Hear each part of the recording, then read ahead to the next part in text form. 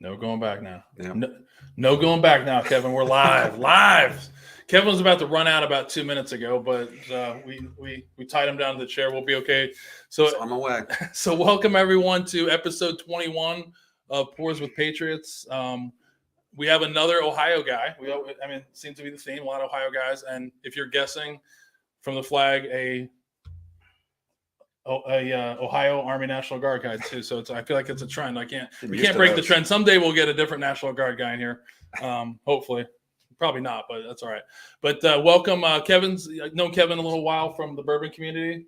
One of the first people I reached out to about a year ago when this started, and he was like a hard no in the beginning. It was kind of funny. I try to go back. I'm a deleter of texts, right, and everything. So I delete everything, clean out in DMs and all that too. But I remember the first time I asked you said something like, I can't remember, maybe you have it on your phone. I was going to ask you, but you said something about you didn't think like your story was worthy of coming on. Do you remember that? So yeah, I think it's still fresh for me. I'm 19 years in. Yeah. Got 1 year left, and I haven't quite unpacked everything yet. Right. So I think for me, there's a lot of things I'm proud of. There's also things that, if I could go back in time, I'd probably do differently. But I think I'm just too in the moment now where it's not everything settled, you know what I mean? So I wasn't quite, and you feel like you haven't done enough, you know what I mean? Like you look up to the guys that you're following and you know their stories. And as you go through, you don't feel like you ever do enough. I don't know if that's common with a lot of guys, but that's how I've always felt. No, I hear, it's not, I just want to throw you, I just change it up just to throw a question at you first, just to get it going up. But it is a normal thing. That's been one of the interesting things about this whole endeavor is getting people to come on and breaking that shell of whatever the reason why they don't want to talk. But I'm very thankful that you decided to, watch a few episodes that you feel comfortable in coming in. And it really means a lot to me to be able to not have to DM you when I'm drunk at night trying to get you in here, because that's usually when I start guilt tripping people. It's when I'm drinking and trying to get them to come on and be like, stop being a pain in the ass. Just give in and I'll stop DMing you at 1 o'clock in the morning. And Kevin goes to bed early too.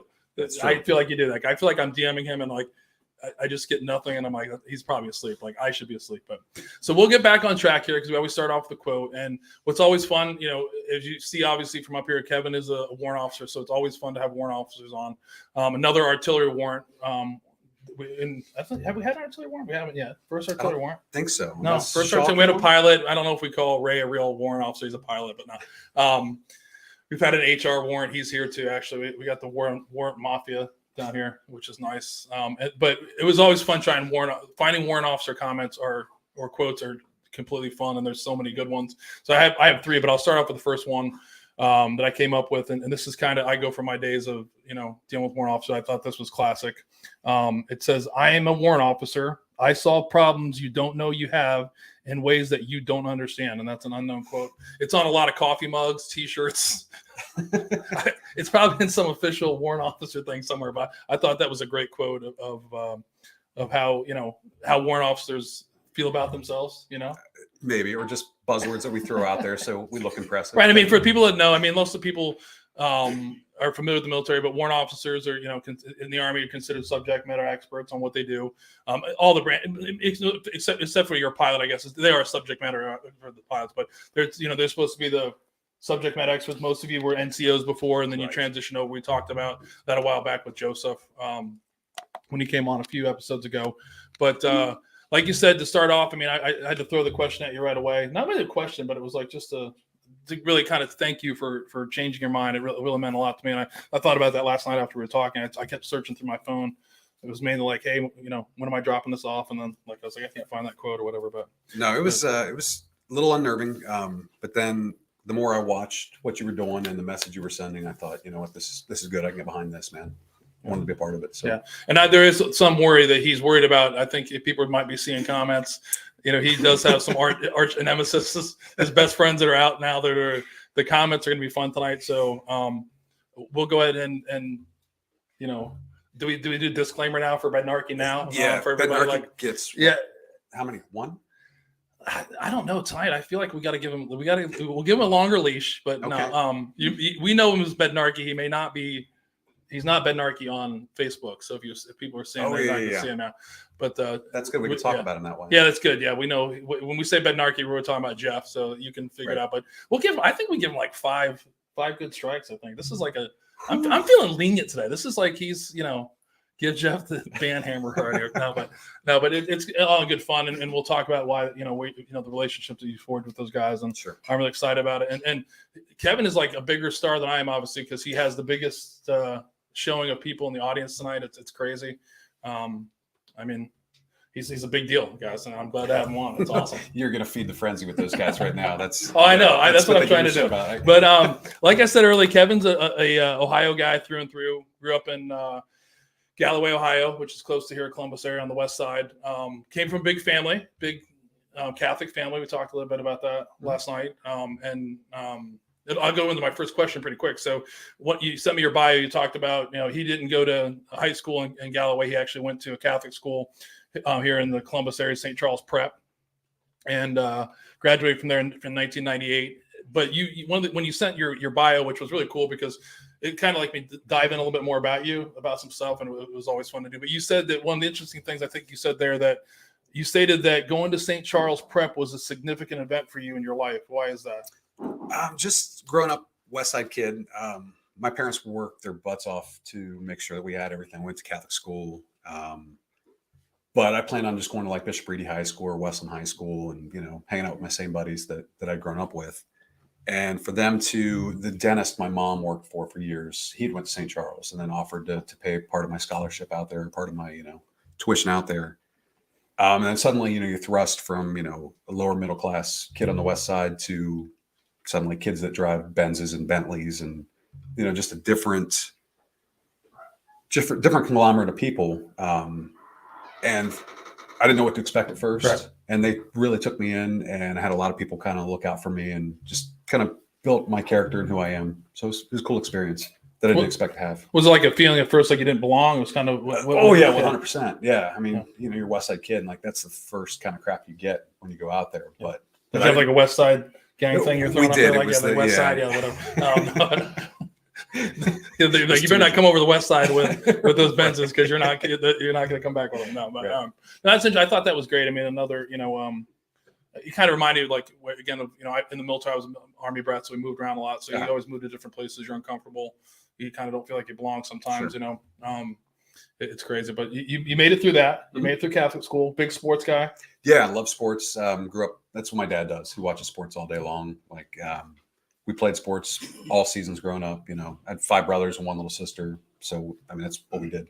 What was your favorite sport? You played a lot of different ones. I was probably best at football and rugby, but I probably preferred baseball. I still play softball to this day and enjoy it. Baseball's a good baseball's number 1 sport in our house. Yeah, nice. Not happy about. I'm a Yankees fan, but really not happy about Aaron Judge signing this monster contract yesterday. But we're not going to talk about that. That's like politics. We're not going to talk about that. There's some other things that irritated me today that made me forget about that. But he's 8 minutes in. He's like, I'm going to hit the microphone. The first thing he said was the microphones look like they're a lot further away from you than they actually are. So he said he was going to hit it. It went 8 minutes. Didn't take long. You got it. Yeah. Hey, that's good. They didn't break anything. That's all that matters. Yeah. I mean, so we're good. So you interesting. You graduate in 1998. You decided to give college a try. I did. So for all you Yellowstone fans. Kevin decided to go out to Bozeman, Montana. I did. To attend Montana State. And you what did you say in your it was absolutely weather? It was awesome. I went out I probably started out there in the summer.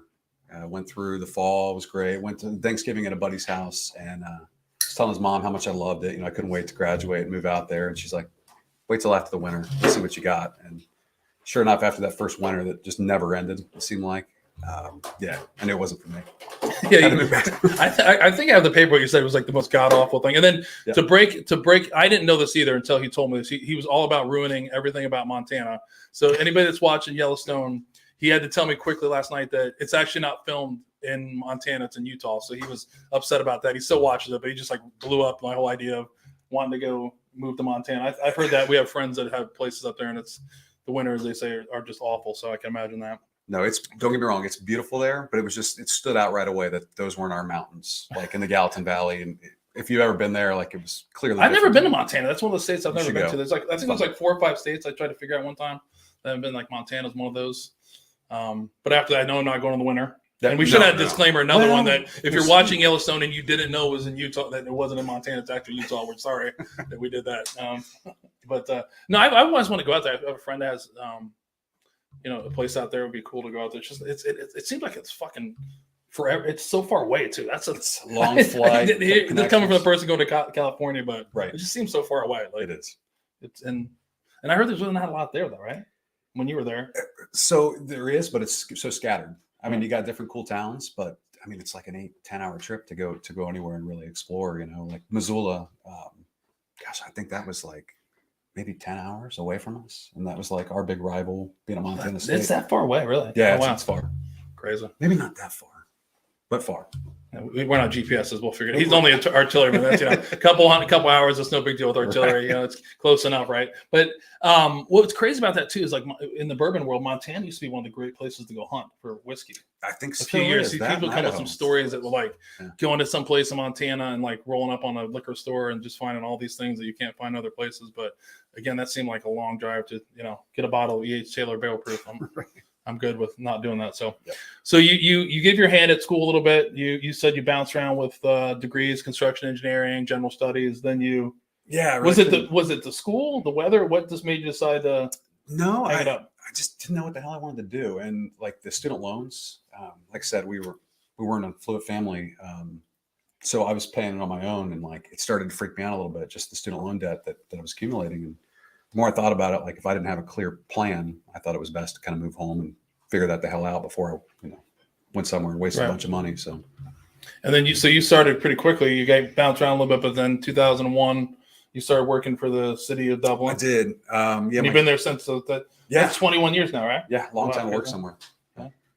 Yeah, good place to work. Again, I didn't know what the hell I was going to do at the time, and fell into a maintenance position there, and I've been there for 21 years now.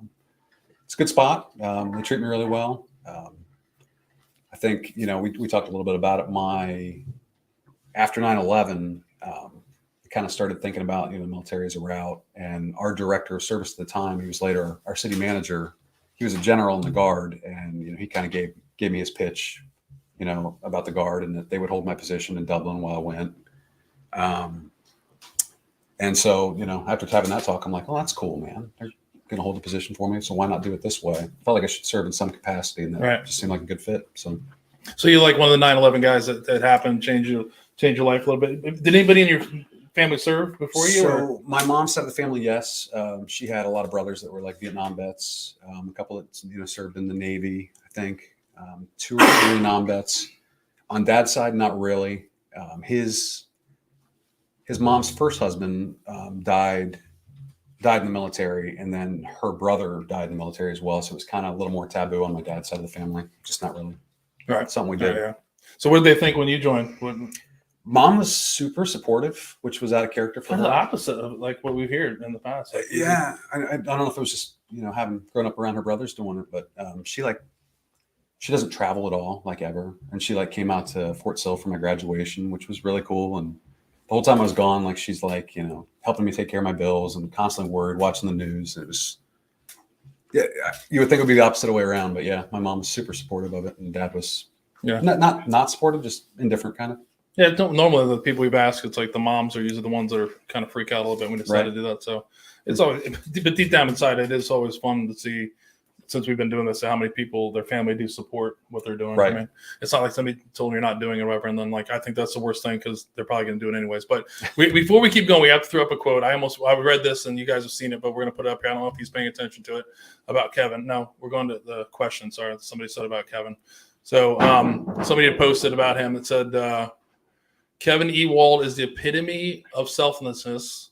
When I was deployed, he volunteered to keep an eye on my family. He went above and beyond. He even went so far as to have slumber parties at my house while I was gone. So I'm Jody now. Hopefully there were good slumber parties. There wasn't a lot of whiskey involved. But I would guess that's Ben Narkey. So that's strike one. That's one. No, that might be Eric, actually. Yeah, it's like a good guessing game. That's That's what the good guess is about it. But no, but it is fun stuff. I mean, I think it says a lot. You know, if you're not in the if you're in the military, you understand this. But if you're not, I think we're still kind of try to explain things to people. But when people are poking at you and making fun of you, like these kind of things, that's usually a good thing that they like you. It's kind of weird. They can make they can make fun of you and poke you and all that kind of stuff. It's kind of the opposite of what you think. When they harass you, they like you. Generally, if they don't bust your chops, then they really don't like you. So it's kind of good to see that. And if you have thin skin, you're not going to make it long in the military. Yeah, that is true. You've got to develop that. And I wonder if it's different. I always ask Jason this. I'm asking it different because you start seeing like I grew up. I got out in 2005, so I went in 95. So before you, not much, a lot actually, but it's like with the things that we would say to each other, or like that people would say to you in today's world. I feel like. Are they still saying that? Like, or can you tell somebody shut the fuck up still in the army? Can you, like, I mean, it's changed a bit. I will kill you, like stuff like. I mean, there were so many things. Like, what did he say? The thumbs up. I mean, no, it is a time, but yeah, it's definitely one of those things. If it's not even, it's just your friends too. I mean, if honestly they make fun of you, right. About everything you do, like no Sure. matter what. That's kind of how it starts, and that's kind of how you. That's how I treat people too. So it's if I don't like you, I'm not going to talk to you. I'm not going to give you shit. Right. It's hard for people, my friends that are civilians, to understand that, but Right. like, I will give you such a hard time if I really like you, if I really care about you. But people don't get that, man. Yeah. They're like, dude, just fuck with people too hard, man. And I'm like, all right, fair enough. Like, what are you talking about? That I'm not. I haven't even got it to level 5 yet. I'm at level 3. So these guys giving me shit like that. That's fine. I think not to get. This is gonna be fun because I think Bednark's in the house. Fine. Someone's like, "Where's Bednark?" Right. He's known to get put in Facebook jail. Surprise. I guess he's out. It says right now. I think that's him. It says, "I'm here, ladies." So I'm sure that's him. If that's you, welcome. Is it him? He's finally in the house. Yeah. So, and we'll talk about before. You've known him for a long time, and he's been in the bourbon community for a long time as well. So he's a. We were talking about him yesterday. He's one of those guys that he has an online personality that always blows my mind sometimes. And when you meet him, he's very different. So I have to defend him all the time. Like I've had to defend him to stay in groups too. Like, no. People will call me and be like, dude, why are you friends with that asshole? And I'm like, well, you don't understand. He's our asshole. You know what I mean? Like, he did say that last night. You're his asshole. But yeah, I'm not going to go there. But yeah, this may be the topic of conversation. There's gonna be some comments in here, so the disclaimer. One of them just came up about Bednark, but it's gonna be good fun. These guys all love each other, and I'm super excited to have them on there. Sure. I tried to get Jeff to come down here with you. He should come. It would be great if he was hidden away, like in the back, right. And he came in the middle of it. But yeah, like a wrestler, man. That would be right up his alley. Yeah, one of my favorite stories about with Jeff is years ago we were talking like in a Facebook group, and it was like Veterans Day, and we were talking about sending pictures of yourself and stories, and people were posting. Somebody asked to do that, and Bednark had posted, and I'm sorry to do this. It's one of the it's not a good comment, but it's just so funny. He was talking about everyone's putting like serious stuff in there, and he was talking about all he was doing was drawing dicks and porta johns, and when he was deployed, and then he threw a picture up there, and it was, if you've ever been deployed and you've ever been to porta john, now like they're everywhere. It was so funny, but he was just so proud. He was like, that's all I was doing. And that's what I love about it. He's a guy who he doesn't hold back on how he feels about things. It can piss you off pretty quickly sometimes, but again, with the thin skin, man, you got to have gotta toughen up if you're talking to him. At least until you meet him in person, then he's a big soft. Yeah, he's the nicest guy. You're like, he is. Are you the guy? Is this the same guy? No, there's people have that. People have that personality on Facebook.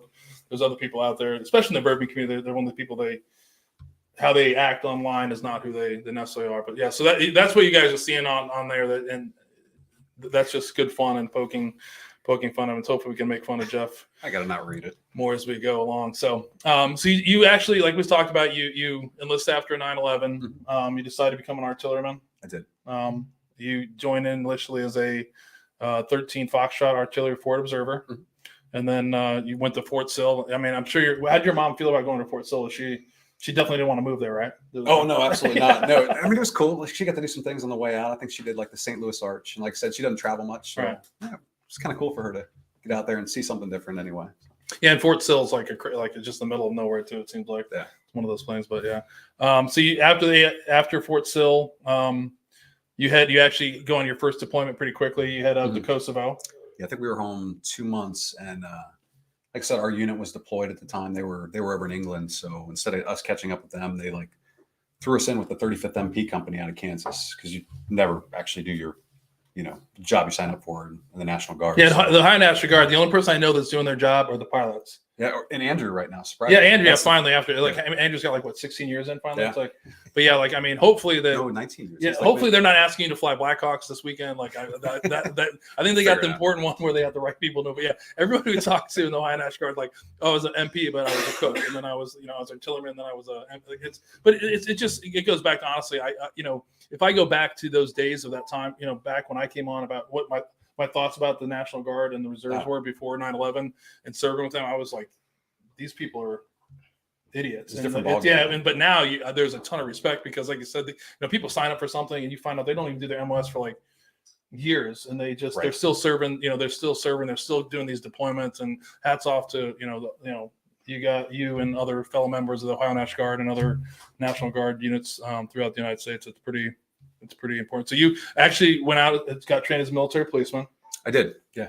But like very, very short training. We get sent to Camp Atterbury, and we did like maybe 1 month at Atterbury, like MP training. Like I think handcuff somebody, like yeah, like zip tying people, and then I think we did like we got tased, and then got the pepper spray, and you had to go through that rite of passage, which was fun. So was Bednarki? This was his responsibility too? Yeah, he was there. That's even scary. I didn't know that. It's interesting. Yeah, to hear that. Like that's even scary that he was actually.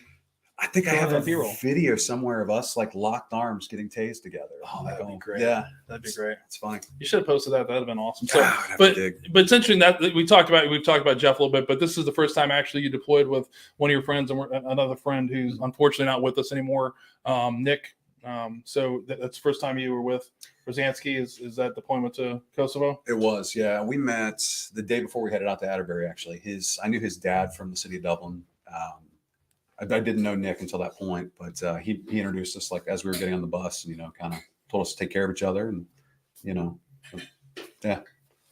So Kosovo, I never got to go there, but interesting thing, you're working with a lot of NATO units. You actually got to work with some Albanians. That we talked about. Yeah. So Albanian military or no? No, okay. Albanian military. A lot of ethnic Albanians like live in Kosovo, and that was kind of the whole catalyst for that war going on. Was not to get. It's not political, but yeah, Serbia was kind of moving down. Slobodan Milosevic was doing a lot of ethnic cleansing, like in the Kosovo area, like ethnic Albanians, and I think they started to resist at that point. NATO like joined in and put the kibosh on some of the stuff that was going on with Serbia.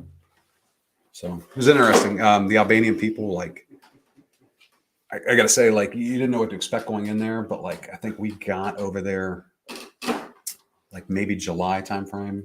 Maybe August, but September, the anniversary of September 11th, they had like a parade in the streets, like a 9/11 we remember, and just they were very grateful people for what we were doing over there. Which of maybe all the things I've done in the military, that felt good to help those people because they were really grateful. Yeah, it's always good. I mean, when you feel like essentially your next point we could talk about too. It's crazy how many times you hear how quickly.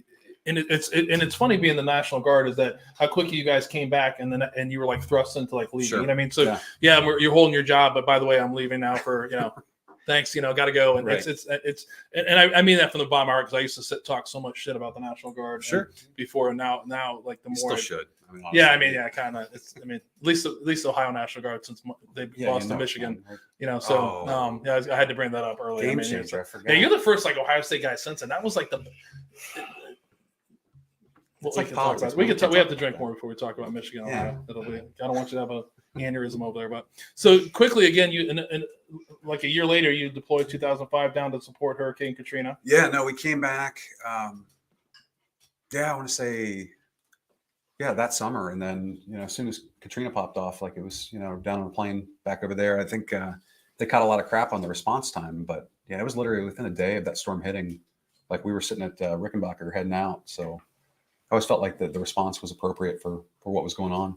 Yeah, nobody's ever happy with how quickly. I mean, and it's understandable. I think sometimes like you're going through the worst possible experience of your life, and a day could seem like a year. We've all Sure. been there Yeah, no before, doubt. where like an hour it feels like 2 days, and I get it. But it brought back I got out at the time, was working for Penske Truck Lease, and I heard all these stories about how much Penske had sent down to that area to support, like they were paying for trailers to put up employees that didn't have stuff. It was really cool at the time to see a bunch of people, and it's always surprising. Like I said before, people are always like, "What is Ohio National Guard going down to Katrina? Down to a different state?" But that seems to be like the trend of all you National Guard soldiers. It's crazy. So it said he survived the Katrina deployment by only eating Slim Jims and candy bars. That's kind of a true story. We were in like this FEMA headquarters, and like I told you, we were in Poplarville, Mississippi, so they weren't obviously hit as hard as like the New Orleans area. So we were like going out on patrols to like people MREs and water, and they're literally inviting us in for cornbread and rice, and it was pretty ridiculous. Come on in, have a real meal. Yeah, felt like we were doing nothing, but we had this building staked out. It was like a FEMA building that they'd set aside. And they had electric, like everybody else is over in like these crappy tents, and like miserable, no air conditioning at all, like no power. We have a generator, and the entire time we were there, we didn't tell anybody about it, but we're sitting in the air conditioning, and like we found this giant box of candy, and like the goal was not to go outside, and nobody to know you have it. Right. Yeah. So yeah, no, we did. We ate Slim Jims and candy for a long period of time until people started getting sick, and then. It just reminds me of a story. I think it was at NTC, and my driver and I we made a bet of who could eat the most peanut butter and jelly sandwiches in a day, and that's all we ate for a day. And then we're like, we can do this for 2 days, and so we're not talking about like Jif peanut butter. We're talking about the MRE peanut butters and like the bread. And by day 2, it was like, what have we done to ourselves? It was the worst experience. But I mean, for the first day, you're like, damn, these peanut butter and jelly sandwiches are good. And then like, day 2, you're like, I don't think I probably haven't eaten a peanut butter and jelly sandwich in like 17 years though. I mean, kill it. I don't think I've made a Slim Jim since then. And the other thing it reminded me of is, this is crazy. When I was in Afghanistan, we were getting all this stuff that was coming in, like food and things like that. But we kept getting these Otis Spunkmeyer double chocolate chip muffins. Like if you're in the military, you know about these, right? And I fucking love those things. And I swear, like I'm making fun of you. I must have ate those for like 4 weeks. Like that's all. I mean, like sustenance. We were literally out at a FARP, and they dropped. The Schnooks came. They kicked the pallet out, and it was a pallet of Otis Spunkmeyer double chocolate, chip. And I was like, this is the greatest thing ever. I mean, I don't think I've eaten one of those in 20 years. If I see them in the store, I'm like, oh god, like I can't. That's awesome. But at the time, if you've never been there, you don't understand like how important some little thing. It's like reminds you of home, or it's funny, but that's a story you always hear. Skyline chili, stuff like that getting sent over. You're like, oh my god, it's like a delicacy. Yeah. But yeah, eating everything and hiding it is a thing that people don't understand. They're like, you love your friends, but if you get something good, you can't like. You got to be careful, because as soon as somebody knows you have something, right, like you're done. Yeah. Like they're like, all of a sudden everybody's your friend. Like, oh, I heard you got a care package, and you're like. Especially in our MOS, we were all fisters, and we had taken over that building. If they had found out, like that would have been taken over the next day. Like the bastard children of artillery. Like we get passed back and forth between the infantry and artillery. So yeah, that would have been kibosh real fast. The air conditioning, like living your life. Nobody knows about it. You're like, that's great. That's a great story. But I mean, it felt good though helping. You said it was you got a chance to deal with people. You said it was a cool thing to be. Welcomed into people's homes. And absolutely. Yeah, it was cool. It was a good experience, but at the time it felt like, again, we could have been doing more, you know what I mean? But it was just our assignment. We were just where we were sent, people were down, sucking in New Orleans, and we're up in Poplarville, Mississippi, and kind of having a good time, hanging out with their boys. And so it's part of the trade-off. You miss those days though. At the time they seemed awful, but you yeah, that was terrible when we were there. Like, couldn't wait to get home, and then like thinking back, like God, I'd give anything like 10 minutes there, Take and shit off. And the FEMA shack that was probably supposed to be used for something super official, right? And then everybody walk by like, oh, someone's got this one. Like, we can't use that, you know what I mean? Because that's great. Because if you find air conditioning in the military, that's a huge deal. Oh yeah, absolutely, especially there. Yeah, I mean, oh my god, I can't even imagine. Like, I mean, people. It's not funny, but it's comical that, especially what's going on at the time, that you guys had air conditioning. I mean, it's like that's nuts, man. Because I could live with anything except for now air conditioning. Like, I can't after living in Texas. Like, oh no, I'm all about air conditioning. Like, I don't, you know. Yeah, I remember my grandma's house growing up. Like, they never had air conditioning. You just sit and sweat. So, like, I never want my kids to experience that ever. Like, they never have. We've made them soft. Yeah. You're like, I will have a $700 electric bill before you Absolutely. will get warm. No, they're No. I mean, think about it. Like, I grew up in New York, and it was like you had I think my mom had a window air conditioner for the nighttime. Like, right. She'd shut, they'd shut the door, and that'd be in there, and you're like, what about us? They'd be like, bye. Like, right. Shut out. Like, you're like, and you're there sweating. You got those window fans. You'd be like, and then anytime you go in the military, it was like back then, like when I was in Bragg, you go to the barracks, and it was like so hot. Yeah, but air conditioning is like a different army now, man. Like, they've all got air conditioning, and it's pretty bizarre when you think back of the way we suffered. We were hard back then, no air conditioning. But I think that's great, though. You're like, I'm not gonna let my kids suffer the same fate as I did. No, absolutely not. That cooked in my brain, literally. I mean, cars didn't have air conditioning. Okay, different time. I'm aging myself, though. But so you came back from there, and then again, you decided to make a career change, like a lot of National Guard folks do. You decided to reclassify to artillery meteorology crew member. So that those are the guys that like fly the balloons and So I catch a lot of shit for this MOS, but it was a cool MOS. Like, my buddies, they called me the combat weatherman. Right. But it was cool. Like, you got to set up the weather balloons, and like you get like the wind direction, wind speed, humidity, and like how that impacts the round as it travels. In some cases, like. And you're trying to be tough. Like, you couldn't fire rounds if you didn't have that weather balloon. We got to be in front of the fisters. Like, we're way up. Yeah, how important this balloon is. Weather accurate. Yeah. No, it was fun. It was a cool MOS. So you changed over to that in 2005 and then, or 2006, right? Yeah. So you just hang out now. You're in, like, you got to stay around a little bit. You didn't deploy for a little while. Right? No, we were home. I think the unit deployed 2008. As a matter of fact, they did. My daughter was born. I stayed back on rear detachment, and somebody put. I think is that your MOS. There's absolutely nothing cool about Matt. Is that what they're talking about? Yeah. Oh, yeah. Okay. That's Matt. Yeah. Is that Bednarchy again? We don't know. It's more fun if we don't know. He's going to derail us the entire time. Yeah, that's all right. Let him. No, but so then you were, other deploy, but you didn't deploy. You're staying around. Now you're in your civilian job. Yeah, no, they put me on. I was working, in the recruiting department and retention. So I always described it as less scumbaggy. Like guys that are already in, like you just present them the option, this is the contract that right. Is available. And if you want it, cool. If not, see you later. I totally understand. But yeah, I got to do that for a year while everybody else was kind of forward. That was kind of tough to sit back, while your guys are out there. And, again, some of the things I've always struggled with being two places at one time. You feel guilty when you stay back. Like I said, my daughter was born that year, so they gave me the opportunity to stay back, and you feel guilty when you stay back for your family. But, when you're overseas, you also feel guilty because you're having a good time with your boys. You miss your family, but I think you said last episode, you kind of, it's what you're trained to do. It's what you enjoy. And right. You kind of feel guilty for being over there. But that was kind of weird to be in the reverse, and be home and, worried about those guys the whole time. Yeah, it's always understandable, especially like in units. If you talk to a lot of people, you had your friends that were in different units and they were leaving when you weren't there. But yeah, sure. I think I said, I've said before is at the time, I'm always like, it wasn't, you wanted to be home, but it's more now, like years later, I feel guilty about not feeling guilty. Like, does that make right. sense? Like, no, when your friends over there, you'd be pissed off. Like, if somebody asks you like, you're mad that you're not in Afghanistan? You're like, fuck yeah. And then like, and then it's just crazy. And I think it's one of the things that, I like, why I started doing this is for people to talk about it and to feel normal, because a lot of times it's hard to explain that to people if they haven't went through it. Sure. That there's at a time you really don't like I was a detacher, like, so I would just detach, mm-hmm. So, and then, but when you get back, you're thrust into like your kids have grown and like you've missed something. And like, it's not easy to be like, wow, I really regret doing that, because there's a part of you that didn't, but sure. There's a part of you that did. And then I always felt like saying that was like a weakness.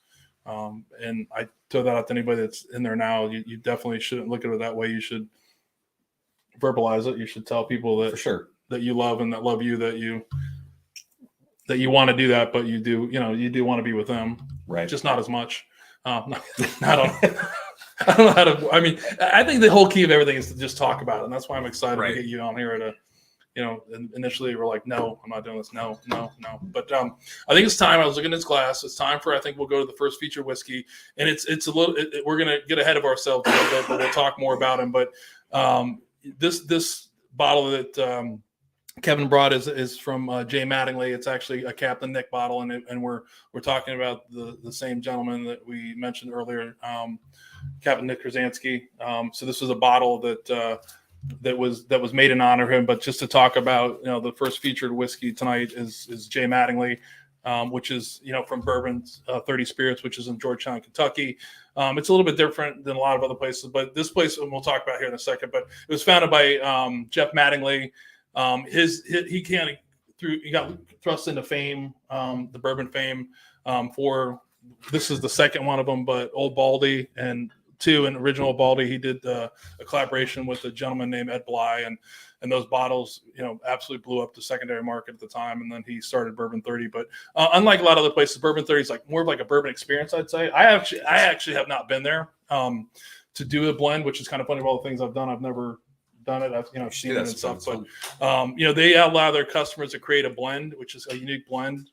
They bottle your own, you blend and then bottle your own bottles or single barrels, and they have different source whiskeys, up to 100 bottles sometimes, whiskeys and ryes from mainly MGP, some other places like that. But the customers, like I said, they get a chance to pick their blend. They open up a bunch of different bottles. You do your mix like a mad scientist and figure out what you like. And what's cool about them, we have them up here, some different bottles. I think they have 6 bottle shapes and about 20 different waxes you can do. So you can pick a different bottle. So you have to do a square bottle like the Captain Nick, which we'll have. And then, another one here, Sleepy Joe. And then, the Old Baldy. So there's different things, different waxes. It's kind of a unique experience. Unlike a lot of the other single barrel experiences, you don't have to buy the whole barrel. Right. So you can go in there and buy one bottle. You can buy the whole barrel if you want, which is kind of unique. And then once you've done that whole experience, you picked out how you want, what you want to put in the bottle, how you want the bottle to look. You get to name it, and then you get to bottle it, and then you actually take it home with you that day. So it's a kind of an all-in-one cool experience. Like I said, I haven't done that. And this one in particular is the Jay Mattingly Captain Nick single barrel, which was blended in 2019. And the guy we were giving a hard time to, Jeff Bednark, he was actually part of that. It was blended in honor of Captain Nick Krasansky, who died in Afghanistan on April 4th, 2012. It's a single barrel blended single barrel with a 14-year MGP light whiskey, making up 67% of it, a 5-year MGP bourbon, which is 23%, and then a 4-year MGP rye, which is the final 10%. It's a high proofer, 131 proof, and the mash bill is undisclosed. Of those, I couldn't look into what they were, but they are MGP barrels, so it's really cool. This is a pretty popular bottle here, and I didn't really, when I asked you today, I forgot when it was. I thought it was 18, but it was, I was close to when it came out, but it's been around for a lot of time. It's kind of like those bottles that have been out there. What was cool is Jay Mattingly actually donated money from the sales of the bottle to charity, correct? He did. So, sorry, keep it in again. That's like the third time we're keeping track, though. Within days of Nick passing, his best friend, Chris Weaver, and his wife, Jenny, wanted to. You ready? Yeah, absolutely, Okay. sir. So they wanted to turn a negative into a positive, and they started the Nick Krasansky Memorial Foundation, and they've done absolutely amazing things. And Jeff was kind enough to donate, I think it was like $50 from every bottle they sold to the Krasansky Foundation, which was super cool of him. The logistics, like them not being able to ship to Ohio, was kind of a nightmare. Yeah, and that's different. Like I did say, you can leave and take it, but yeah, it is different from Ohio being controlled state. But in general, if you're a normal person, that you can go that. But I guess we'll throw up, since he brought up the foundation. Go down there, go back there, Josh, and go down. Sorry, we can talk about the foundation now a little bit while we're talking about it, and we'll talk a little bit more when it comes up. But like we said here, I was going to save this for the end, but I think it's important now we're drinking it. But sure. We talked a little bit about it. Nick was a Columbus native. He was born and raised in Dublin, graduated from Dublin Kaufman High School, and attended the University, the Ohio State University, and got a BA in communications. Nick was an avid runner, soccer coach, all around good guy. If you talk to anybody, everybody that talks about him always has great things to say about him. And it's pretty amazing to hear stories about him. One of the things that everybody always talks about is how much he loved his wife and kids. Like we've already talked about, Nick served in the Ohio National Guard's 37th Infantry Brigade Combat Team. He deployed to Kosovo and Iraq prior to his final deployment in 2012. Nick died on, like I said earlier, Wednesday, April 4th, 2012, while supporting Operation Enduring Freedom in northern Afghanistan. He was killed along with two other service members, right? Yeah, Master Sergeant Sean Hannon, and then I didn't know the other gentleman, Master Sergeant Jeffrey Rick, I think was his name. Sean Hannon, also like a pillar in the artillery community. Just an amazing dude. Had his law degree, like practiced law outside of the military, and from what I understood, he could have gone to JAG very easily, but one of those guys who just loved his guys and wanted to deploy with his guys, and amazing guy as well. Right. Sergeant Rick, I didn't know as well, but from all indications, everything I hear, just fantastic guy as well. Yeah, that story of that vehicle, born at IED is always, you hear the stories. It's one of the things I learned about really quickly when you got to know the military people here in it hit Central Ohio pretty hard. Kind of familiar with the Unlucky Lima or Lucky Lima. The same thing. It's one of those things, a legacy again of reservists and National Guardsmen, answering the call and ultimately paying the ultimate price. But you did mention that the Memorial Foundation. So they founded the Nick Rosansky Memorial Foundation. It's dedicated to honoring the lives of those who serve through scholarships, service projects, and community programs. They empower community members to advance themselves in their community. And I pulled a quote off of there, and this will be up on the website later tonight. But he said, "I do what the military asks of me in hopes that one day future generations won't experience war or see another 9/11." So I thought that was a really powerful quote, and how a lot of us, I think, feel. And then you got to add it with Kevin. Part of it is like the air conditioning too. He just wants his kids not to have 1980s no air conditioning, which is important. But no, great guy. And again, it's an honor to. I mean, I've had this a couple times. It's a great pour, and it's even a greater story for doing that. And thanks for sharing. So we got ahead of us on that, so it kind of threw me off a little bit, but we'll keep going. So we have to talk about that now.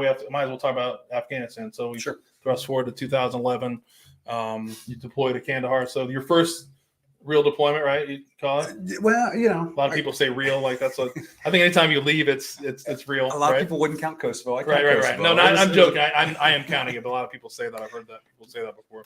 No, yeah, it catches a lot of crap because I think at the time we got a combat patch for, maybe it was just before us or just after us, but either way, people gave you a lot of crap if you got a combat patch from Kosovo. But I thought it was a very cool deployment. Like I said, I thought it felt like we were doing good things, so I count it. Yeah, I definitely get it. But yeah, Afghanistan was probably, first real Army experience, I would say. Well, I do that because I think a lot of veterans say that. They say they didn't rid of, and it's not other civilians that say it. It's you actually hear veterans say that. I think it's crazy. If you left and deployed somewhere, that's a deployment. I mean, you didn't see combat, but some people did, and it doesn't matter. That's not the point. But you deployed, you did your job, and I think that's important. So you actually went to Kandahar. Mm-hmm. My old stomping grounds. I was there, and then obviously you said you were at Fob Lindsay, which was just outside. I didn't know. I'd never heard of that one. It wasn't there. It was probably 2 miles west of somebody wrote. This has probably been argued. There was no combat patch for Kosovo. There was, man. I think it was the year before the 6 Alpha, 6 Bravo, whatever we were. Never mind. This is gonna be a good argument. We'll figure. We'll figure it out some other time. You're wrong. No, I'm kidding. Oh no, we didn't get one. You're correct, but. So this says Nick's brother also, we're talking about, was also in Lima Company. So as well. We talked about Lucky Lima, the Marine Corps unit here from Ohio that went through some really bad shit. So a family of serving, that's awesome. So, So over in Afghanistan, did you get to finally do artillery stuff, or what were you doing over there? No, I was doing of course not, man. No, I knew the answer to that. It's just so funny. So it's now you've been in for 15 years and never fired around. I put a couple weather balloons up in there.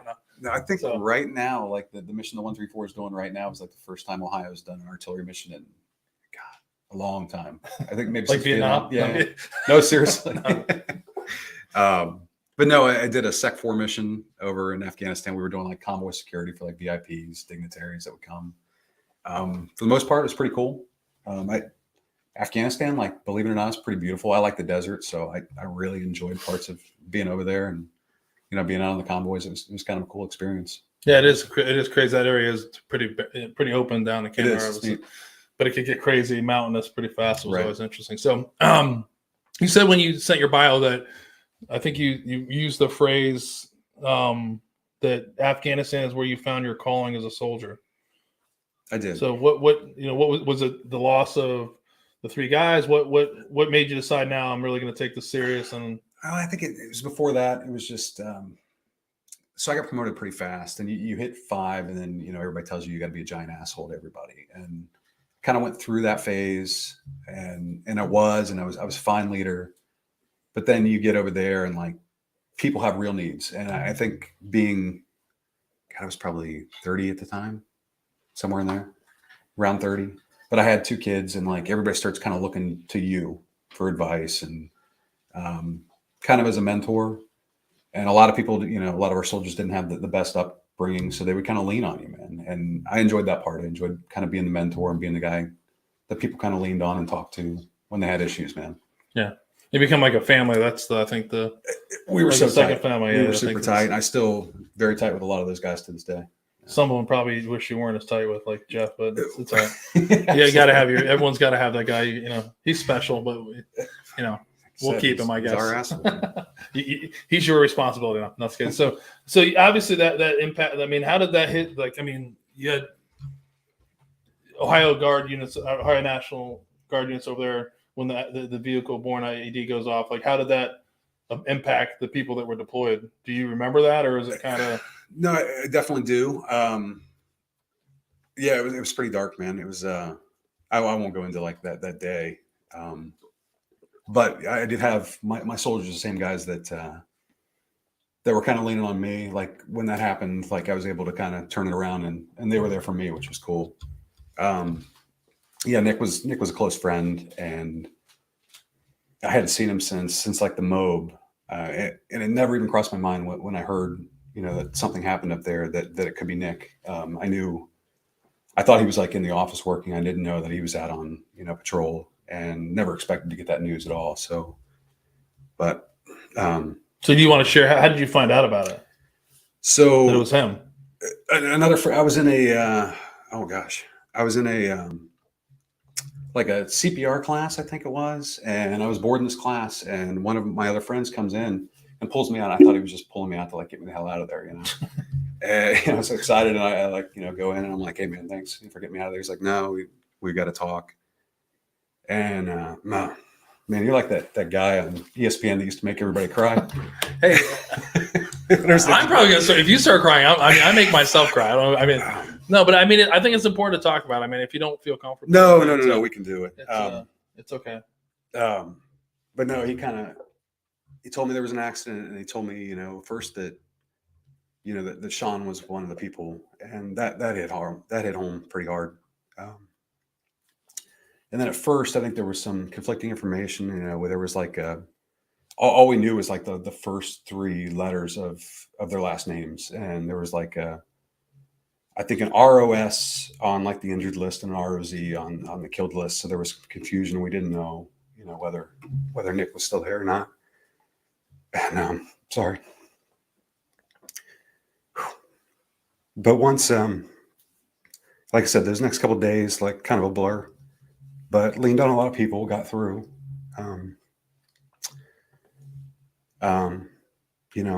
We still had a mission to do, so we kind of carried on with our mission. Took a couple of days off to kind of reset, but we got back after it, and we completed the mission. So, how much longer were you guys deployed after that? So that was April 4th. We were there till September 11th. I think we got home. Yeah. So I think that and thank you for sharing. I didn't mean to do it, but it's important to talk about it, and I think this is one of the reasons why it feels good to get those things off your chest, and I want people to hear it because there is true emotion that goes into it, and I think a lot of the things that you just said is you get maybe 48 hours to process something, and then you're back to doing your job, and there's no for sure like I'm giving up on this and I have time to mourn. It's just like it's crazy, and we end up mourning it 5 years later, 10 years later. It doesn't. It's crazy. It's almost like I've always like thought about this. Like if a police officer has something, I don't know the numbers, but sometimes if something happens, like police officers aren't doing stuff for a long time. That isn't something in the military. Yeah, you may get. I remember people happening. It's maybe somebody close, you get a couple hours, or if you're super close, people have been fortunate enough to take the remains back to the States, whatever. But it is funny that once that happens, it's like there's a op tempo that you're just expected to like push aside some very strong emotions and drive on, and it takes some of us a long time to I to think process that. you're 100% right. And it's, for me, it was, I was in Kandahar, that they were up north, and there was no, we didn't go home for the funeral, or, we weren't there for the send off. And, so it was almost like it didn't happen, for the rest of the time there, like it was in our head, but then you got home and like the whole time it still felt like he was up north working, if that makes any sense at all. But then you come home and, it's real. And like I said, man,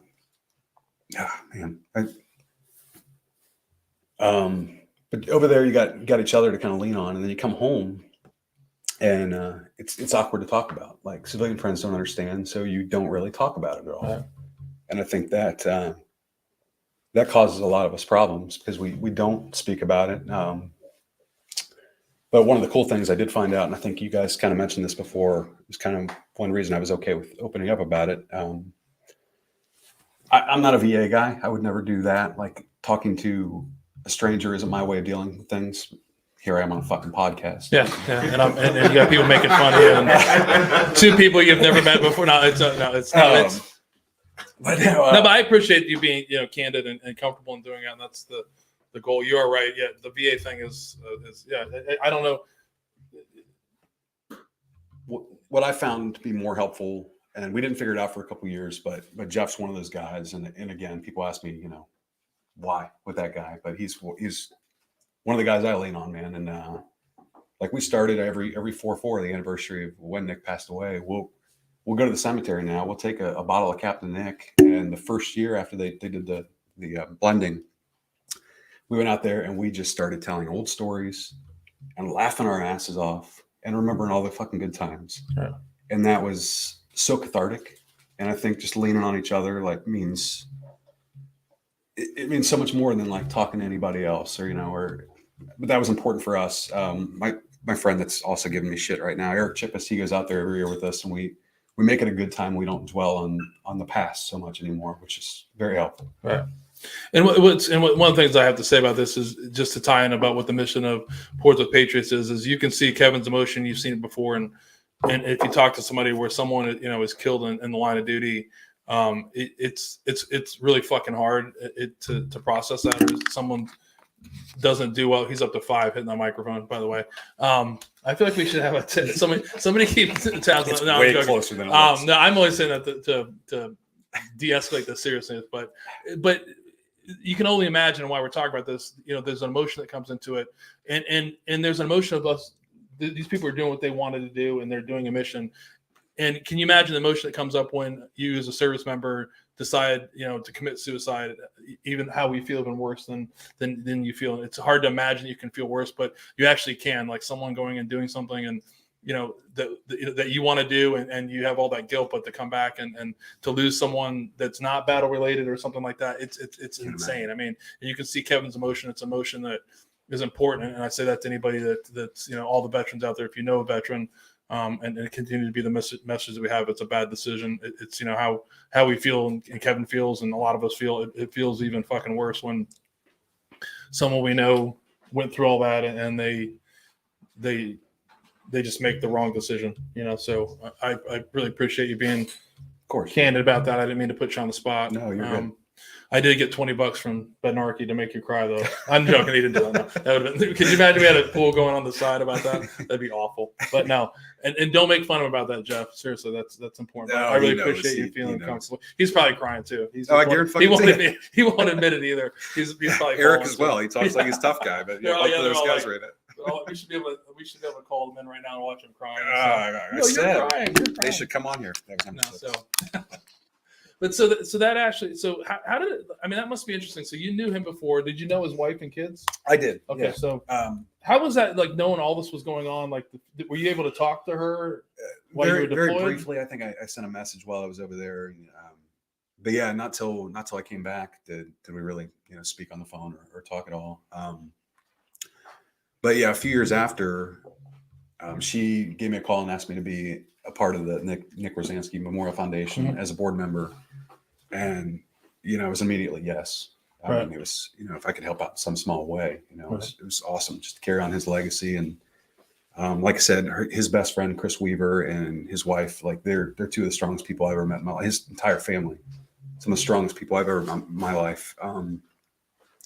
Just be a little part of that and like help them, you know, with this journey and, you know, carry on that legacy. And that helped as well. Like being around his other friends, civilian side friends that were carrying some of the kind of the same weight and one of the same things as far as his legacy, and to get involved with them was cathartic as well. Just to kind of have people that were like-minded, and it was a lot of fun. And it's, you know, we should all be so lucky, you know, as far as our fallen, to have our legacy carried on the way they have, you know, and still be going, you know, 10, 11 years later now.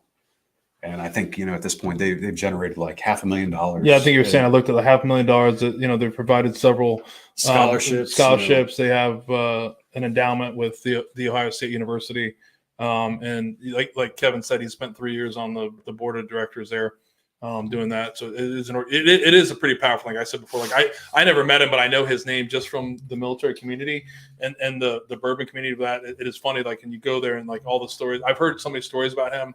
It's like when I see him, I'm like, I know him. It's pretty, like, you know what I mean, just all you guys talking about him and just the love that you had for him. And then it is pretty special that guys like you and his other friends and his wife have carried on his legacy, because his legacy is, you know, it's pretty important. I mean, it's pretty cool to see a guy who's done that. Yeah, it would be nice that legacy was for everybody. Unfortunately, it's not, you know, and that's a sad thing. And you know, the same thing too when it comes to veteran suicide. A lot of these guys and gals that commit suicide, they should have a legacy. They should be, you know, they made one bad decision in my mind, but they've done amazing things, and it shouldn't be something they shy away from. It's pretty amazing. He is and if you're from Central Ohio and you're in the military or in the bourbon community, you don't know that name. You're probably living in a hole somewhere.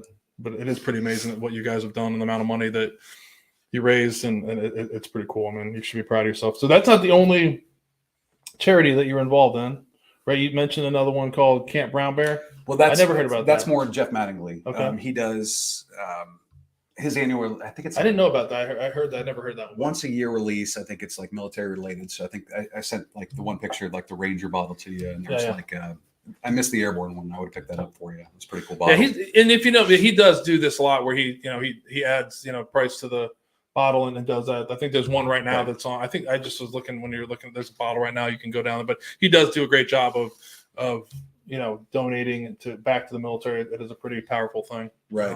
And I think that, you know, the $50 of each bottle goes to that Camp Brown Bear, and it sounds like, people with PTSD like can go there and, like, you know, spend some time in nature and get away. And like Jeff's just a patriotic dude, and I think it's really cool what he does. I met him when he signed the bottle here. I like I said, I was supposed to go down and do a blend with him, and I couldn't make it for that one. But it is one of those places you should definitely go. It's one of those. It's definitely a party from everybody that goes there. There's a lot of drinking going on. It can get out of hand, but it is a cool experience. They're doing some, you know, he's doing some great things. And unfortunately with him, I'm not going to talk about specifics, but he got shit on a little bit a few years back about some stuff that's in the bourbon community, and this is what it is about. But like, whenever people bring that up, I'm always like, the guy is, you know, he's doing great things, and, you know, nobody's perfect. We all have fucked up and done stuff or whatever, but it's crazy. But it is pretty neat. He usually does have a charity that he's doing. So you should check that out. And again, if you're down in that area, a lot of people ask, like, what do you do when you're down in bourbon country? That's a cool experience to go down and do. You and your friends will have a good time. You definitely need Uber to do that. I recommend, from what I've heard and videos I've seen. So come back from Afghanistan, shitty deployment, let's say. And a couple years later, you decide to change your career again. Yeah. Too many balloons. You didn't get enough to fly the balloons. No, it was one of those things. I was in a spot where I couldn't get promoted, and I'd sat there for, I don't know, 4 or 5 years, and I got a little frustrated. And I had a friend that was a warrant officer, and he took an interest in me and said, "Hey man, why don't you look at this path?" There are a lot of cool warrant MOSs out there, and, you know, I didn't really think about it too much. Like, I thought, I'm an artilleryman. Why the hell not? But I decided to go that route, maybe a little hasty. Like I said, you know, I kind of just found my calling, like, as an NCO, and, you know, what I was good at. So what rank were you when you switched over? I was an E6. Okay. Yeah, staff sergeant. But yeah, I decided to go the warrant route. It was just fun. Like, did the state school walks. It was kind of weird. Like, I think the Army only knows one training cycle, like just beat you down and break you down and then build you back up. Would never made a lot of sense to me. Like if you're already a strong leader and like, like why do that all over again? Like just, kind of build on. Just this way you do it. So it works now. But yeah, go to walks. It's like basic training all over again. Get through that. Somebody wrote he went warrant because he didn't have to do PT anymore. All right. There are some perks of being a warrant officer. So I had another quote. It's not up here. I don't think I put this one there, but like I've been saving this one. So it was a lot of the warrant quotes. A lot of them were on coffee mugs, and if you know warrants, they either chain smoke or they drink a shit ton of coffee or drink a lot of great alcohol. mustaches. Yeah, mustaches. But they're definitely like coffee is a big part of their life. But this one was on a coffee mug that I found. It said warrant officer noun. It was like number one, a person who solves problems you can't. And then the second one was one who does precision guesswork based on unreliable data provided by those of questionable knowledge. So I thought that was second half is probably closer to the artillery warrant, the targeting officer. Right? Yeah. So it's great when I was looking at, I'm thinking that I'm going to be finding these in books, but a lot of these good quotes are literally on t-shirts and coffee mugs. So, what can you do? And it's unknown. Whoever did that was great too. That's another unknown one as well. So. But so you find, I didn't ask you this originally. So what made you pick a 13 Fox in the first place? Money? Like what was the? So I had, again, like after 9/11, like I was working at Dublin. There were a lot of like non-vets, and I remember like watching I guess it would have been the Afghanistan, the initial invasion, and just talking to a lot of those guys and a little bit of peer pressure because these guys have these great, cool experiences and thanks. Yeah, you want some of that too, and. So one of my good friends, one of the guys talking shit right now, he was a 13 Fox, and we got to talking about it. I just thought it was kind of a cool MOS, something different, and that was fun. And then you did, and then you really never did it. That's fun. I went through basic training, like did fine at the MOS. Like you got to go to awesome Fort Sill, and then you never got to fire any rounds. I called for fire once after basic training, one AT, and that was it. But if you don't know fisters, like. They're just like the goofball drunks. All the non-military guys are laughing right now when they keep saying fisters. So it's grow up, Josh. So, yeah. Like Josh has made him laugh every time he says fister, but that's actually let's say when you only score 31 on the ASVAB, you can either be 13 or 11 series. That's not a lie, right? I guess that's true. Like if you low ASVAB score, I don't know though. That's the Bravos. Yeah, to be fair, a lot of that stuff though, and I think a lot of that's bullshit too. I think in the day it was, but it is crazy. That is true actually. But there's for the majority, you have a lot of people that are super smart that are in these like combat arms, MOSs. It's always a lot of smart dudes you meet. I wasn't one of those. Yeah, you have some dummies, but you have the other ones that aren't. But it is funny to hear that. So you decide to go warrant officer. You go from E6, leading people, feeling like you're in your groove, and then now you're. Just a warrant officer one, like poor Joseph over there. Back to kind of being private for a while, like they call you the wobbly one when you don't really know shit. Which is funny because you actually do, but I mean, it is funny. Like the warrant officer ones are always. It is funny that you guys. I feel like it's funny that you guys get shit on because you literally were all enlisted guys before and gals and had been in the military for a while, and you're supposed to be subject matter guys, but then all of a sudden everyone's giving you shit for being, a warrant officer one. Right, kind of back to the beginning. But no, it's not true. Like you're still a competent leader, but you just kind of start over as far as the rank system goes. But in my case, I went from being a wobbly one sent right to brigade level staff, which is crazy, man. You've been in prison now for 8 years, I hear. That you've been there the whole time, right? I have, yeah. No, our normal career path, like you can go back to the battalion, the artillery battalion, and you'd be like Andrew is now. Like I would have been the platoon leader in that platoon.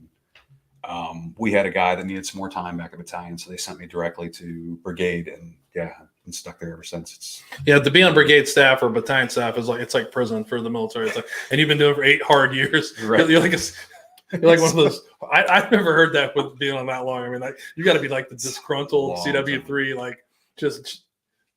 I mean, I can't even imagine what that's like when you start talking about the sick, because you just like, don't piss off Mr. Ewald. Don't go crazy on it.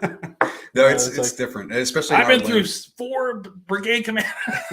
That's true. 4 brigade commanders, and it's crazy. 3. Yeah. It is. That's a long ass time to be on in one job. I mean, is it the same job or you just keep It's the same job, and the hardest thing is new officers come in and they have new ideas and they want to change all the products over. So like once things get running efficiently, the new officers want to come in and make their marks. So you kind of start all over every 3 years about, so it's.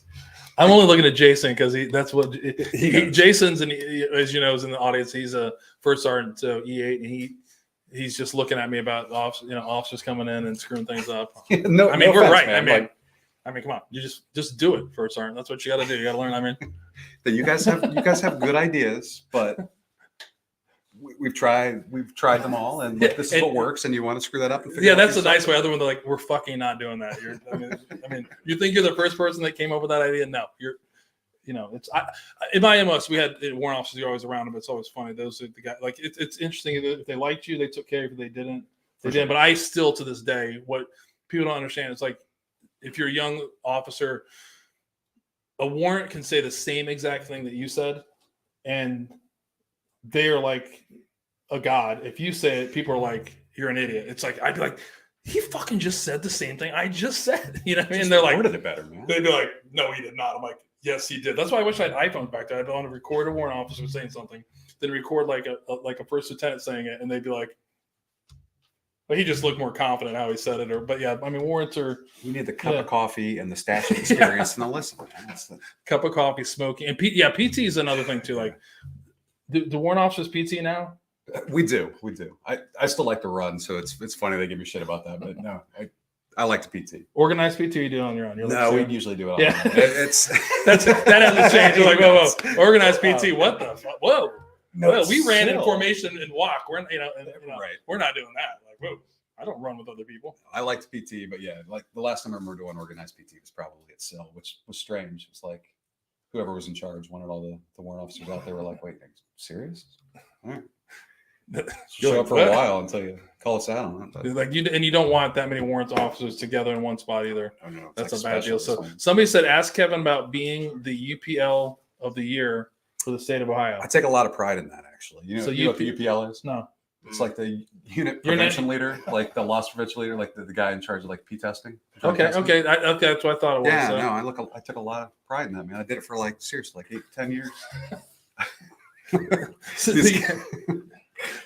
Which is an interesting story, but people have not been in the military about that procedure, right? Your analysis, like people think you're joking.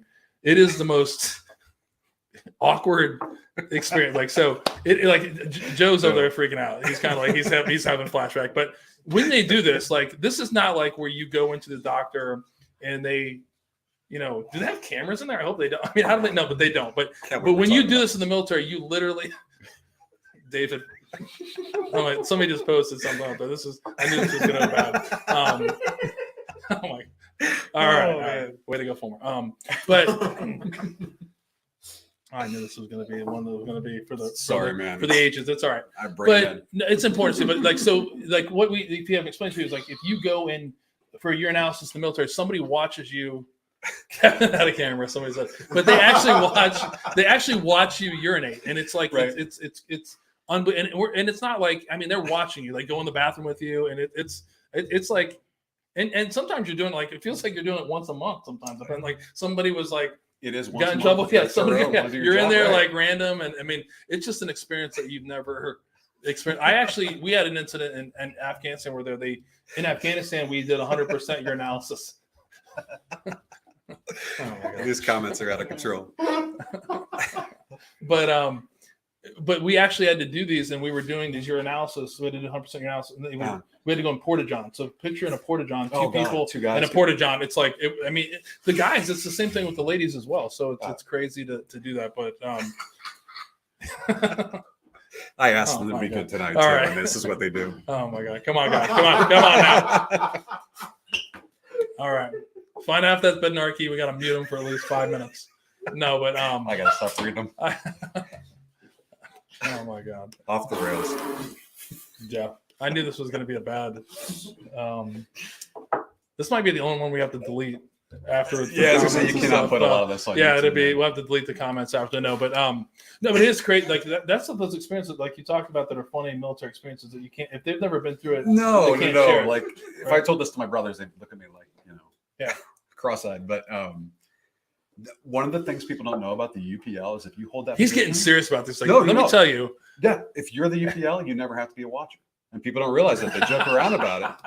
That was my motive the entire time that I stayed UPL for like 8 years. You never had to watch.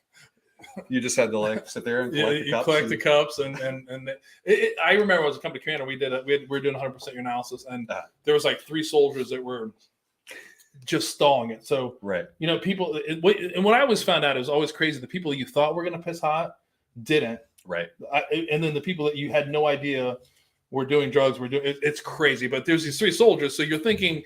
It's and if you go there normally, how it does, you show up at PT at 6:30. Now they're like, we're not PTing, we're doing urinalysis. So people like, start drinking. They just lock you in an area, and they start giving you a bunch of water, and then people can go, and then but you still can't leave. You have to wait till you have 100%. Right. So there's 3 soldiers that are over there stalling, and they're just like they're talking, and I'm it's like almost 9 o'clock, and I'm like, what the fuck are these guys doing? So I just walk over to my guys. You drinking, water, and they're all chugging water together. It was just like a weird, like something is wrong. Like, so I go over there, and of course, like, what are you doing? No matter how much water you drink, whatever has happened is going to happen. Sure. And they're like, no, sir, you don't understand. I'm like, what don't I understand? I'm like, you 3 are holding us up, and they're like, we have a bet going.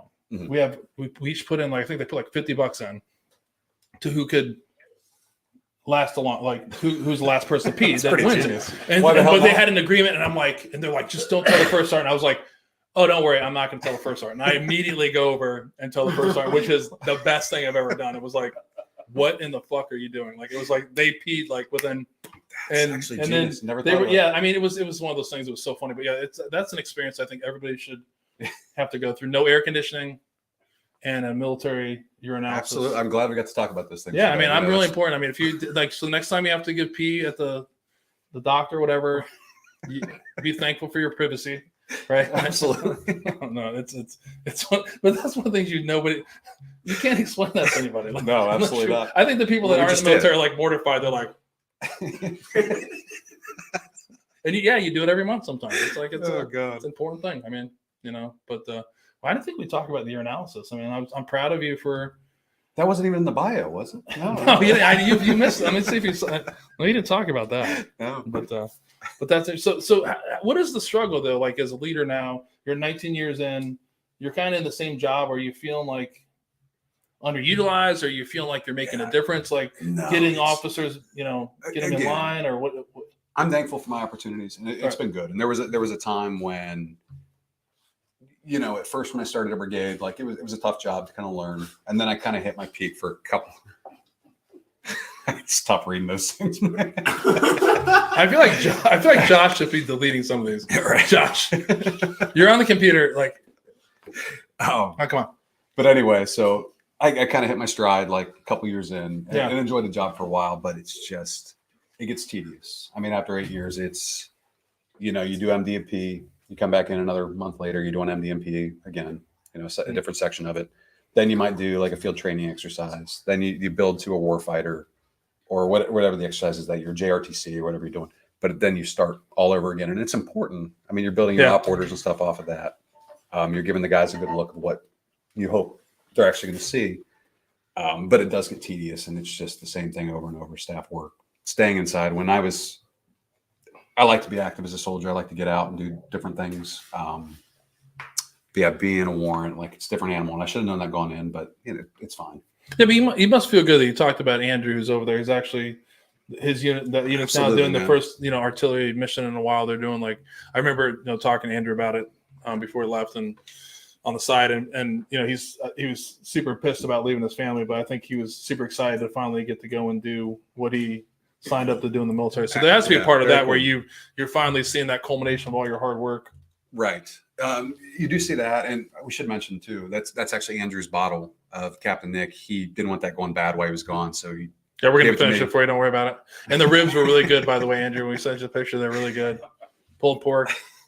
Probably not as good as that MRE or whatever you're eating, Slim Jim. But yeah. We were thinking about you for like solid 90 seconds or so. But yeah. But no, he did. Yeah. He did want me to save that for a special occasion. This seemed to fit. So thanks, Andrew. Appreciate it. And we're talking about Andrew. So there is, one of the key founding members of Portsmouth Patriots. He's deployed right now. So keeping him in his thoughts, especially, here as the holiday season approaches, and he's got a wife and 2 daughters, and it's rough to see.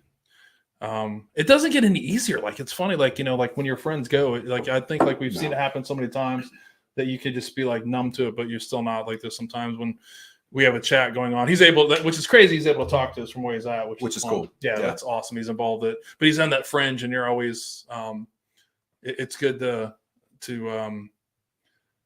be able to chat with him, but also when we're talking about something. And he actually had a huge milestone this week. And another military thing that people don't understand is he got rid of his M4 and he got issued a 9mm. So that's a huge move. Like, if you're deployed and you're on garrison, to not have to carry around an M4 and you've got a 9mm, that you're living the life. I mean, that's a big move. That's a big milestone for him. I laughed at first. I thought within a week, there's some dumb lieutenant's going to come and take that away from him, and then it dawned on me, they got the M17s now.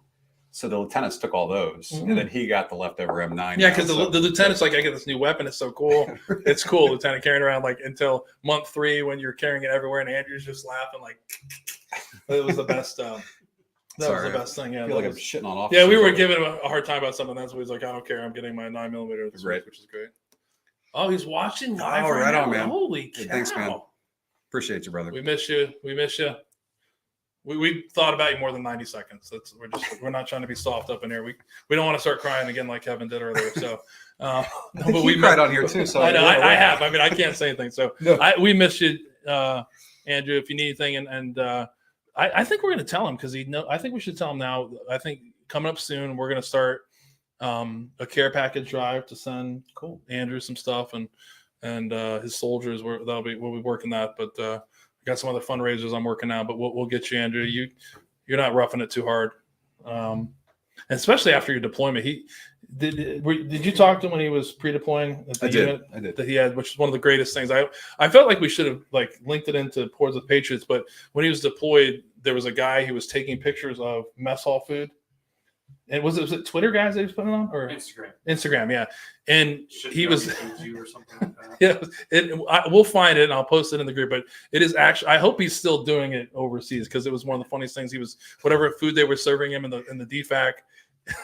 The dining facility, he was giving tasting notes and all this kind of stuff, and we think he actually shut down the DFAC and got in trouble. But because it was hysterical. And again, it's one of those things. If you're not in the military, you read it and be like, "This isn't funny," and you'd be like, and we were like, "Fuck you, it's funny." If you've never eaten, it's just, you got to do it. So hopefully, Andrew, if he's over there, he's got to revamp it, keep doing it over there. That was hysterical. That was actually only one of the most worthwhile Instagram things I've seen in a while. It was actually pretty funny. I forgot about that until just now. Yeah. But be safe, Andrew. Don't be stupid.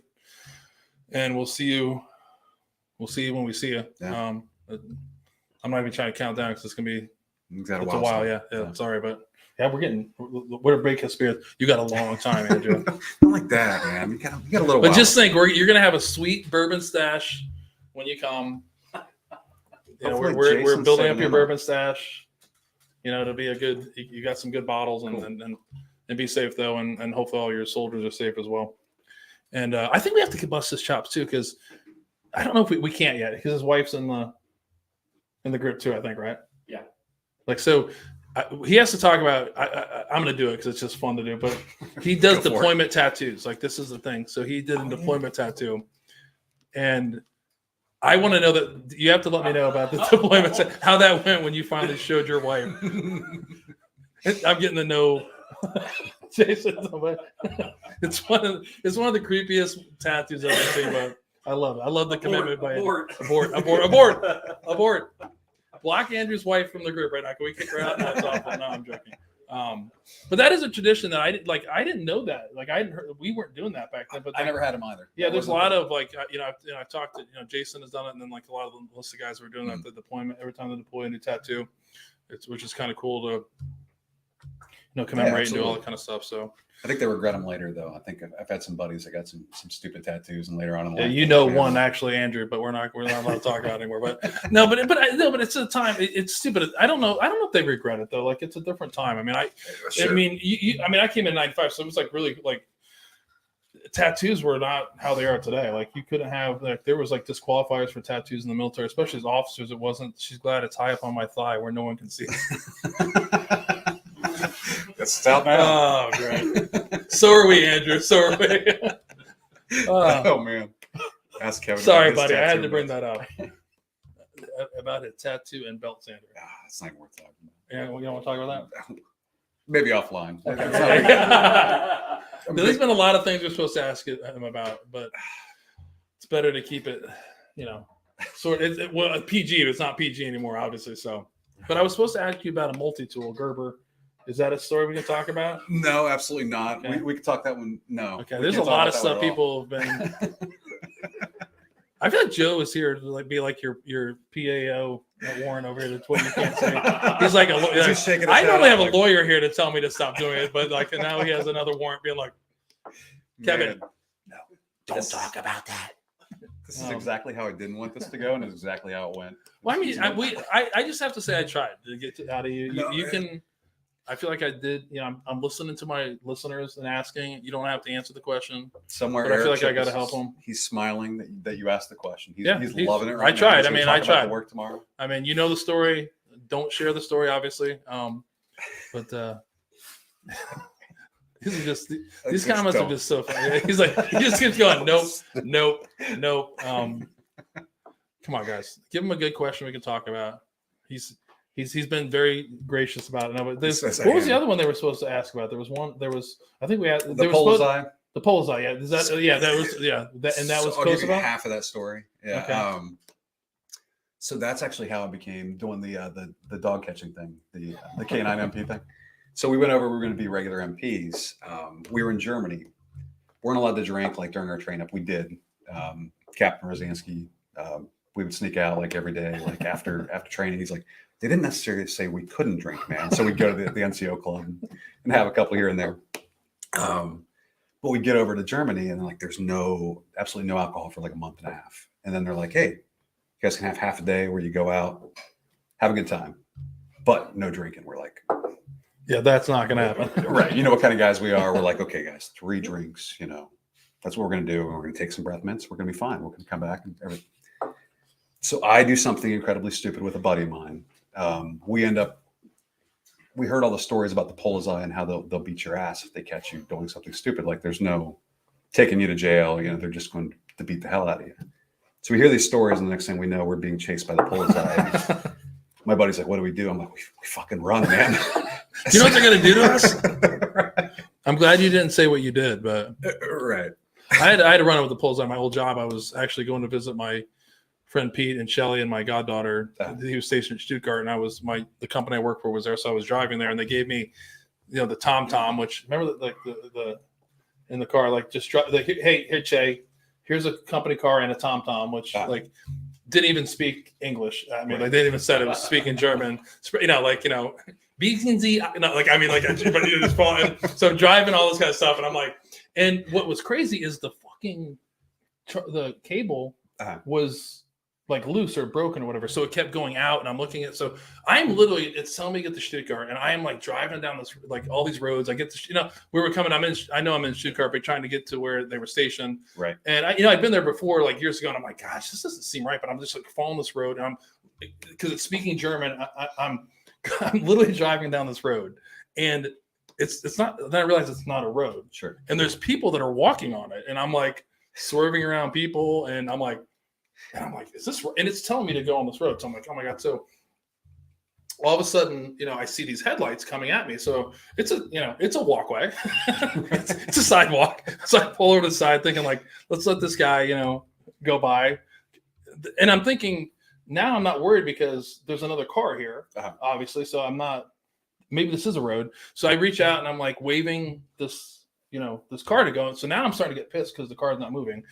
And I'm like, I'm like, come on. And then I start seeing like 2 people walking towards me. And I'm like, and they had their headlights, and I'm looking, and I was like, oh shit, it's the Polish eye. And I'm like, and so they walk up, they start speaking German. I'm like, I speak English. So like, what are you doing? Like, why are you on this walkway? And I'm like, the TomTom told me to be here. Like, and he's like, what do you mean they told you to be? I'm like, honestly, I'm like, look, like, you know, you know, bring it out and show it to him. And I'm like, it's told me to be on this road.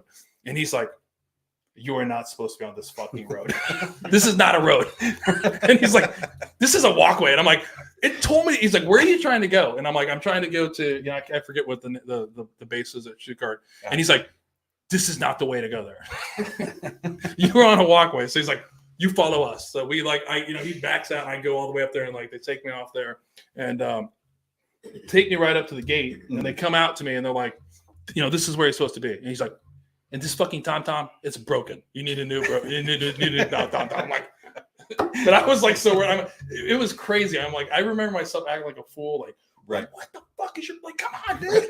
And I'm like, oh no. Yeah.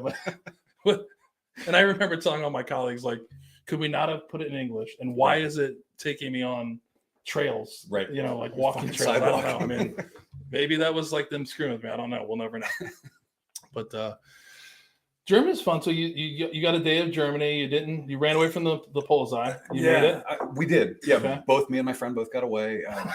This is You're not wanted in Germany still that you know of? that I know of. No, this is embarrassing but funny. That same day, Nick Rosansky, like party animal, man. Like loved to have fun. Like one of those guys that just both the officers and the high NCOs and the specialists and below, everybody respected him the same way. He just had this magnetic personality.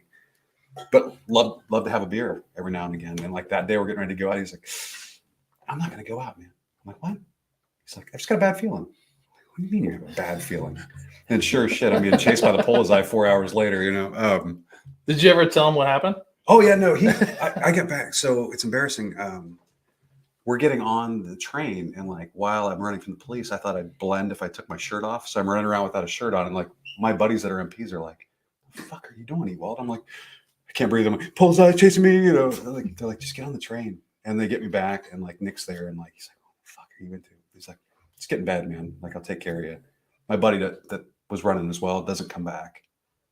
So we get worried, and then we have to go like tell my platoon sergeant, you know how that goes. And then he asked me to like go down and like talk to these officers or like go check in with Ward. And I'm like, I don't think that's a good idea. And he's like, no, you're squared away. Just go do it. So we go down there and they immediately smell alcohol on us. And it's like, you guys been drinking? We're like, absolutely not.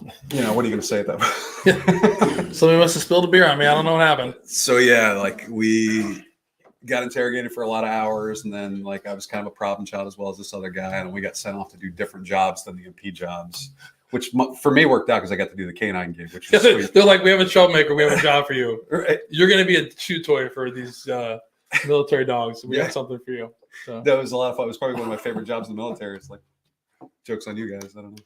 And my dad did that for a little bit with the canine, and then cool. Had those dogs are crazy. I actually, you know, like we always talk about crying, like, you know, we cry on here. It's okay. Mm-hmm. But like war movies and stuff like that, there's one that hit home. But I was watching a documentary on the war dog. Like it was like this documentary on war dogs where they, you know, that, and one of them was like a dog that was in the Ranger Regiment that got like the guy got banged up pretty good, and then the dog they ended up bringing the dog out of service, and they assigned him to like a they gave him to a police department, like he was cool. to continue to work. But he was understanding that when the dog retired, that he was going to get the dog, like the dog. That happened a lot. And I'm watching this, and like I have 2 asshole dogs. Everybody has to come around the basement to come in here because my dogs are awful. But somebody told me recently I just haven't met my spirit dog. I have my spirit dog.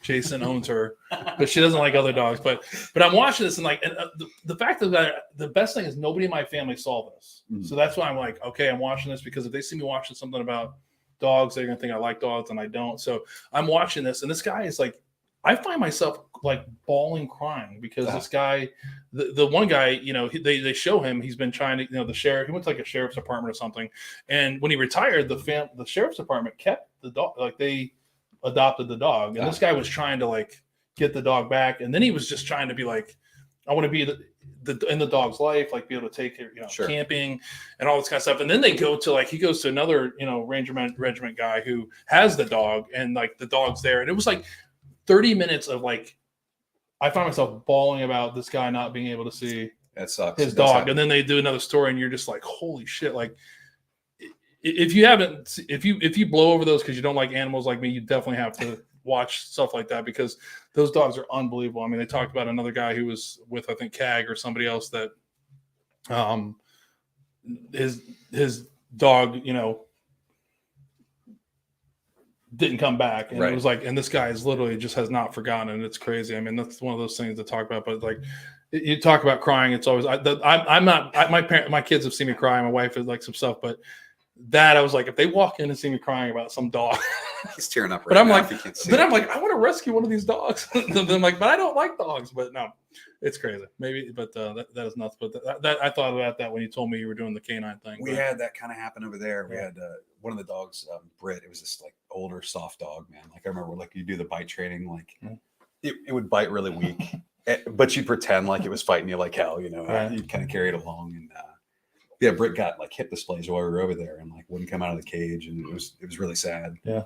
But his trainer, Sergeant Oliver, like he was getting ready to retire and wanted to adopt a dog and take it home, and just didn't happen that way. Ended up putting the dog down instead of, getting to live a nice life, which I thought was kind of bullshit. But it is crazy. And it was an older thing. So I'd like, you talk about stuff in the VA and things have changed. Like after watching that, I felt like you should look into that. If it hasn't changed, it should change. It's one of those things that these dog handlers have had these dogs, if they went out and served in the police department, but they definitely should be able to get these dogs back that they have like just have been through hell with. And it's just crazy. But it was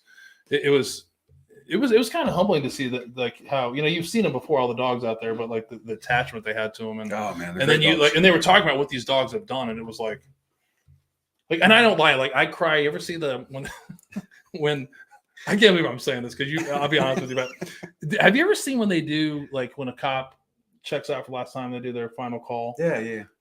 That doesn't get emotional to you, but have you ever seen they do that with the canine dogs now? They have like the dog there and they start talking about the dog.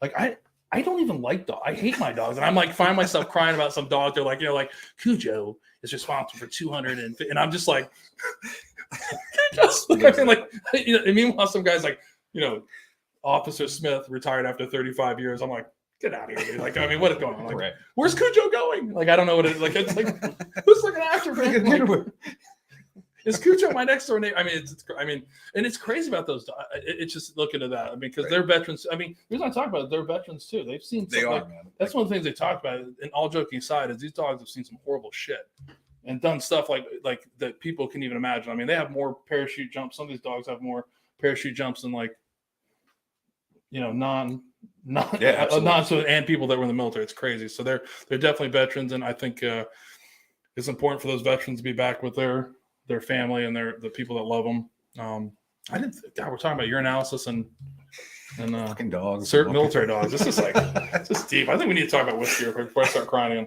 again. I was joking about the crying. I never cry. We'll go to the second favorite whiskey, featured whiskey. Sure. We're going to go to another MGP product. I think you can open that one. Hasn't been open. You can open it up. But, the Nashville? Not this one here. We've talked about Nashville Barrel Company before, but not this one. This is a gift again from a friend of ours who runs a bourbon club and sent us a bunch of bottles. So we thought we'd feature it tonight. We talked a little bit about Nashville Barrel Company. They're one of the newer companies that have come up, in the kind of the same time around Mattingly coming to fame, like 2018 or whatever. That's so right. they're located in Nashville, Tennessee. It was founded by Mike Hines and then another gentleman named James Davenport, who's pretty well known for like Ed and Jay Mattingly about blending. So they bought their first barrels in like the 2018 timeframe, and had a huge popularity, and they decided to start their own label and they're sourcing whiskey from other places. But we talked about before, they released their first single barrel, which was in 2020. The popularity was so big that they ended up opening their own distillery again in 2021, just last year. And then this is one of their second labels. They have Nashville Bourbon Company that we know about, or Barrel Company, I'm sorry. And then now this one is actually the Nash Tucky, which is their other label. So the one we have today is actually signed by Brian Mitchell, who is a 3-time NFL All-Pro. He actually holds the record for having the second highest all-purpose yards behind Jerry Rice. Oh, wow. And also has the second highest career record for special teams touchdowns. So this barrel was actually one of the first ever single barrels that they did. from the one-man wolf pack. They did that, and Brian was part of that pick. And these barrels here actually, just like the why I picked this one is very similar to what happened with Captain Nick barrels. That actually ended up raising money. They raised almost $5,000 for Gold Star families. This one is the Brian Mitchell edition is 6 years old, so it's actually age stated. It's another high proof for 121.12, and this mash bill is actually the bourbon, the standard MGP mash bill. It's 75% corn, 21% rye, and 4% barley. So I'm looking forward to trying this one. The one we had, the rye was really good. So this is the first time having this one. And again, cheers. Thanks for coming on. Cheers, man. Thanks. I think Ben Narkey's asleep, hopefully. Distinct possibility, or he got muted again by Facebook. Yep, that's a possibility. And I will be really mad if he gets us shut. Now everybody, that was Jason who came in to try that. We didn't hand it to him. He's like, give me that. My bad. Not shy. But it's good. Yeah, very Maybe good. the MGP stuff, the 6 year older stuff, it's always good. So no, very solid. Hangs around the back end. Good nose. It's a good one. It doesn't taste that high proof though. It's nice. No, it doesn't. It does not. So, but let's talk. Like I get look at my questions now. We got derailed by a lot of stuff, which is good. That's the intent. I'm looking at. So all joking aside. So we talked about some stuff here. So what do you consider your biggest success in the military? Like what you're most proud of? Oh, that's on the spot. Man, just the friendships, the people at the end of the day, like you join because you're an idealist, I guess. Yeah. You spend your first 3-4 years, like trying to live that out. And then you realize like, it's more about the people around you. And, I just think that the friendships that I have, like the friendships I'll have the rest of my life, like that's my proudest military accomplishment.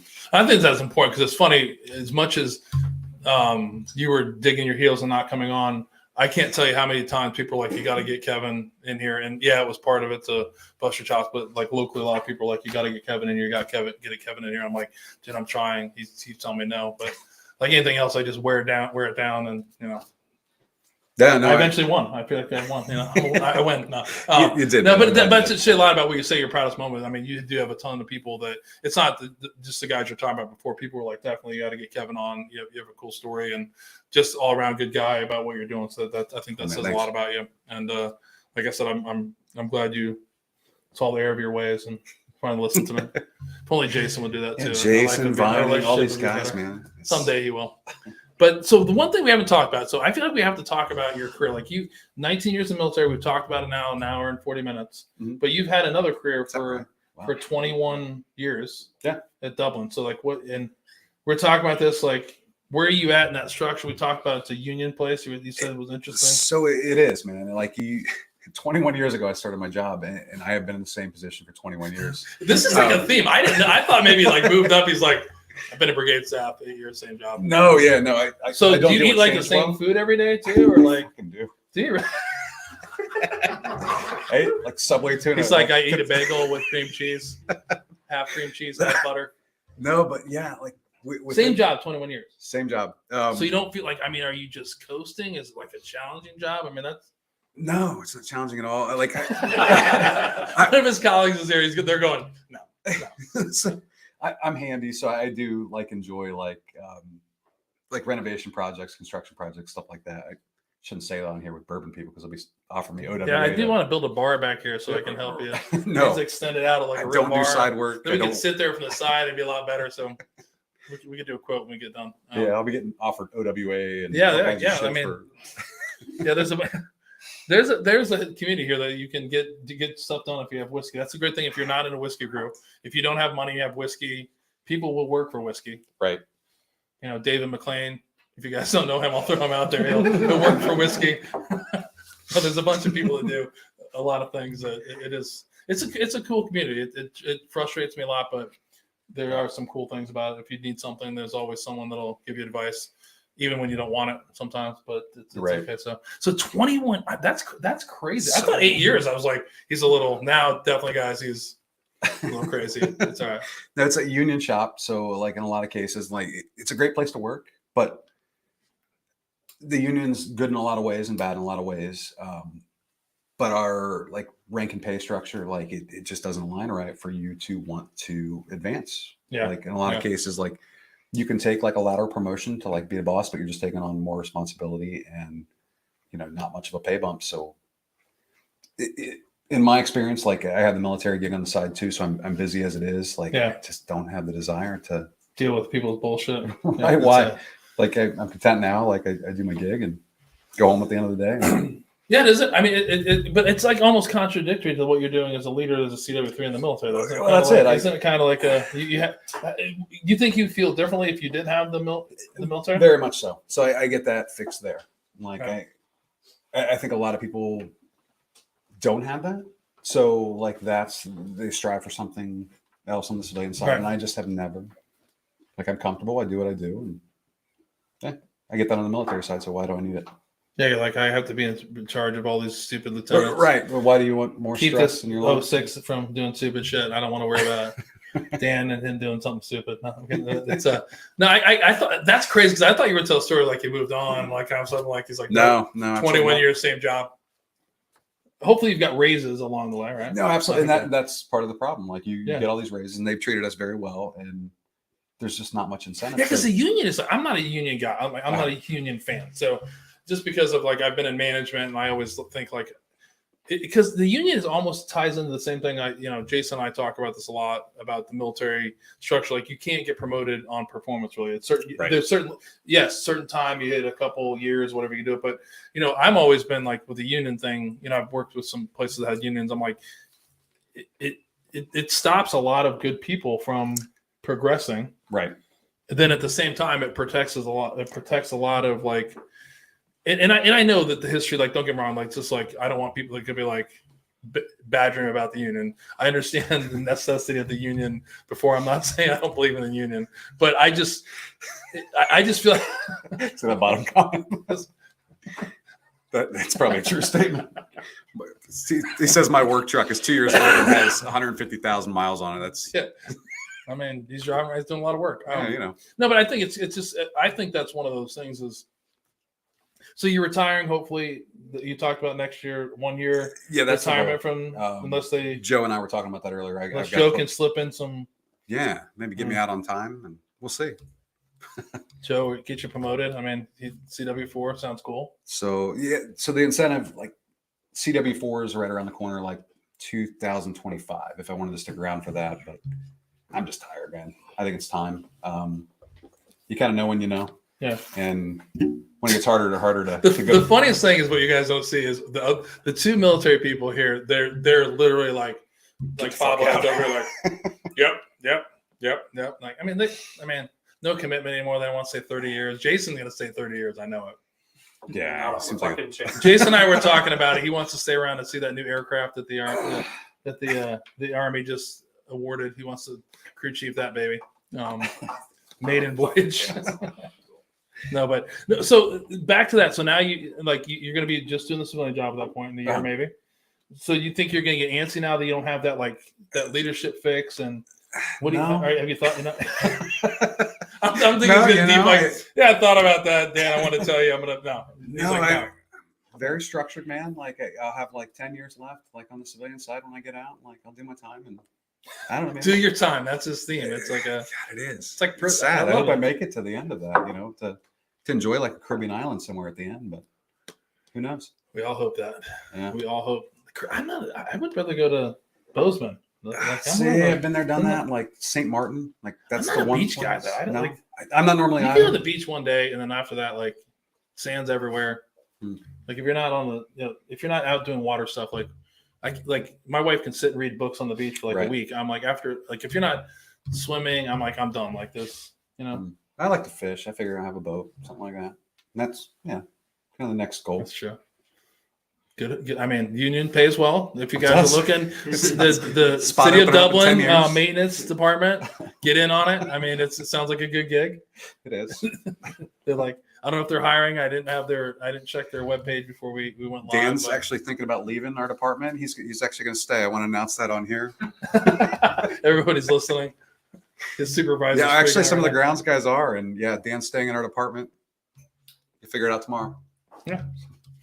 And after these, hopefully you guys have a job tomorrow after these. I'm joking. I'm kidding. We'll clean up Jeff's stuff. I think he's asleep actually. He probably fell Probably. asleep. He's like you. He goes to sleep so peeling early. Yeah, he goes to sleep early. It's like, but so one of the other interesting things you talked about, we didn't, your family, you had a big write up, and what I loved about Kevin is I don't have a structured thing to ask people what their bio is, so it's some of them are like 3 things, and I'm like, holy shit, like I can't work with this. But yours was like 2 pages, but you shared a lot of your thoughts, which I thought were cool. I mean, I'm not making fun. It's really cool to do that. But what it's interesting is like your paragraph about your family was super important. You have 2 kids. You have your son Hayden, and then you have your daughter Paige. You talked about you like to spend a lot of time with them. All joking aside, like that's the next step. Once I'm out of the military, I get to spend more time with them. They're in high school now, so that'll be very cool to spend that much needed time with them that I think a lot of us miss out on when we're doing this and involved in this.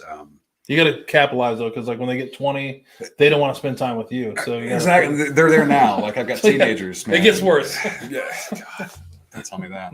No, it's true. I mean, like they grow up, they become adults. I mean, they have their own world and they have their own opinions. Sure, they have their own beliefs and they're doing their own thing, and it's. No, you can't. You're right though. It is always trying to give back to that time, and I do the same thing. I always wish I could have done more and been around more, but it is what it is. You can't go back in time. Yeah, you get one shot, man. It's what it is. I got that from Yellowstone last week. They were talking about your show. You like Rip said that. He said you gotta look at today and tomorrow. You can't go back, right? But no, which is true. It's a good. I mean, it's a good way of looking at it. It's a good way of looking at it. It's the truth. I mean, everything that you feel bad about is things in the past, and I know that's everything that haunts me is the past. But sure, it doesn't do anybody any good. So you got Hayden's a fisherman like you. He is. He's better than me. Yeah, no, he's. Does he really like it, or is he just doing it for you? He absolutely loves it, man. Does it on his own, figures things out on his own, watches like YouTube channels and stuff, and like he'll come home and like I've just been doing things the way I've been doing them because my dad taught me and his dad taught him. He'll learn something new and show me something new all the time. I'm like, dude, that's cool. We're kind of at that point where I'm learning from him, and that's awesome. So he doesn't have the athletic bug like Paige. No, he's not as athletic. He was a good baseball player, good defensive baseball player. Had some trouble with his eyes when he was younger, so he wasn't like always the best hitter, but had a good glove and solid ball player. But yeah, Paige is probably she's more into the athletics anyway. Right, she's playing a couple sports now. Right. Yeah, she did play volleyball and basketball. She's taking a break from it right now. Are you doing the travel stuff yet, or? No, she didn't do any of that. She kind of got overwhelmed with just the school stuff, and so she's taking a break, but hopefully she gets back to it here soon. Like I can't wait. My youngest son is 1 year away. We have 1 travel season left. Yeah. Crazy. I cannot. I've been doing travel baseball. It feels like for 37 years. Like I can't even remember. Like it's like literally. The kids hate it too, man. No, I played travel baseball growing up. And I feel bad because Gabe gets the worst. Is like if I'm like arguing and crying because I don't want to go to a game. I'm like, I don't want to go. If the game's further than an hour away, I am not going. Like, I'm going to tell you that right now, Gabe. I love you. I'm not going. I believe in you. You're going to do well. You don't need me there. But I'm like, even if it's like at the high school, I'm like, I don't want to go.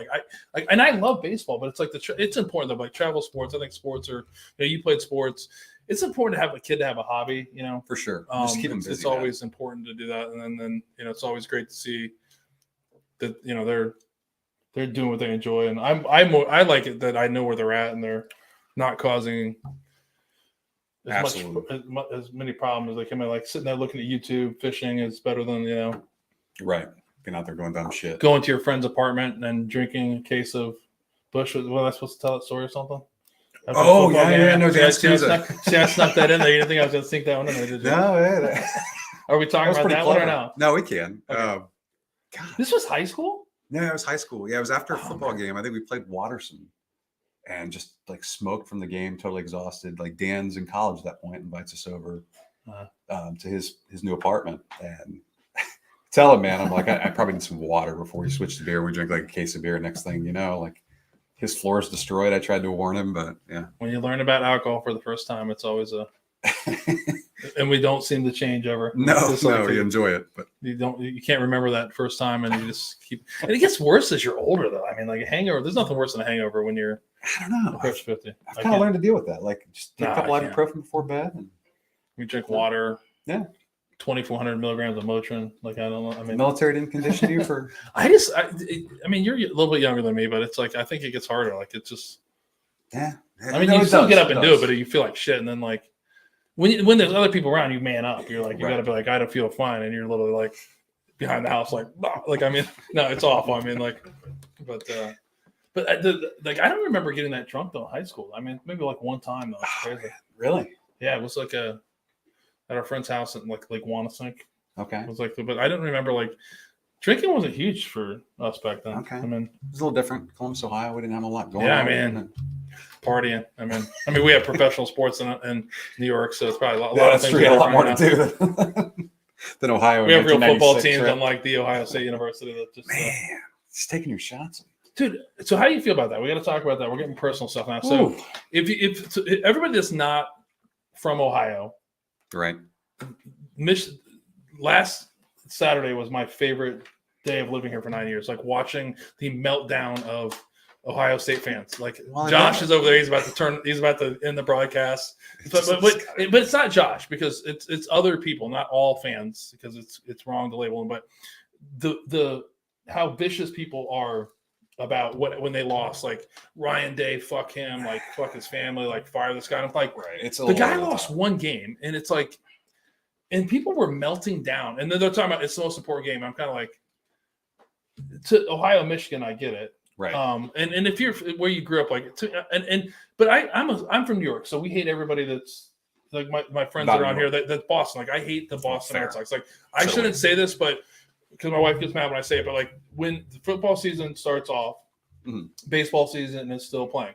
Like, I wish for many years that the Patriots charter plane would take off, have a mechanical issue, and crash into Fenway and wipe out two teams. I mean.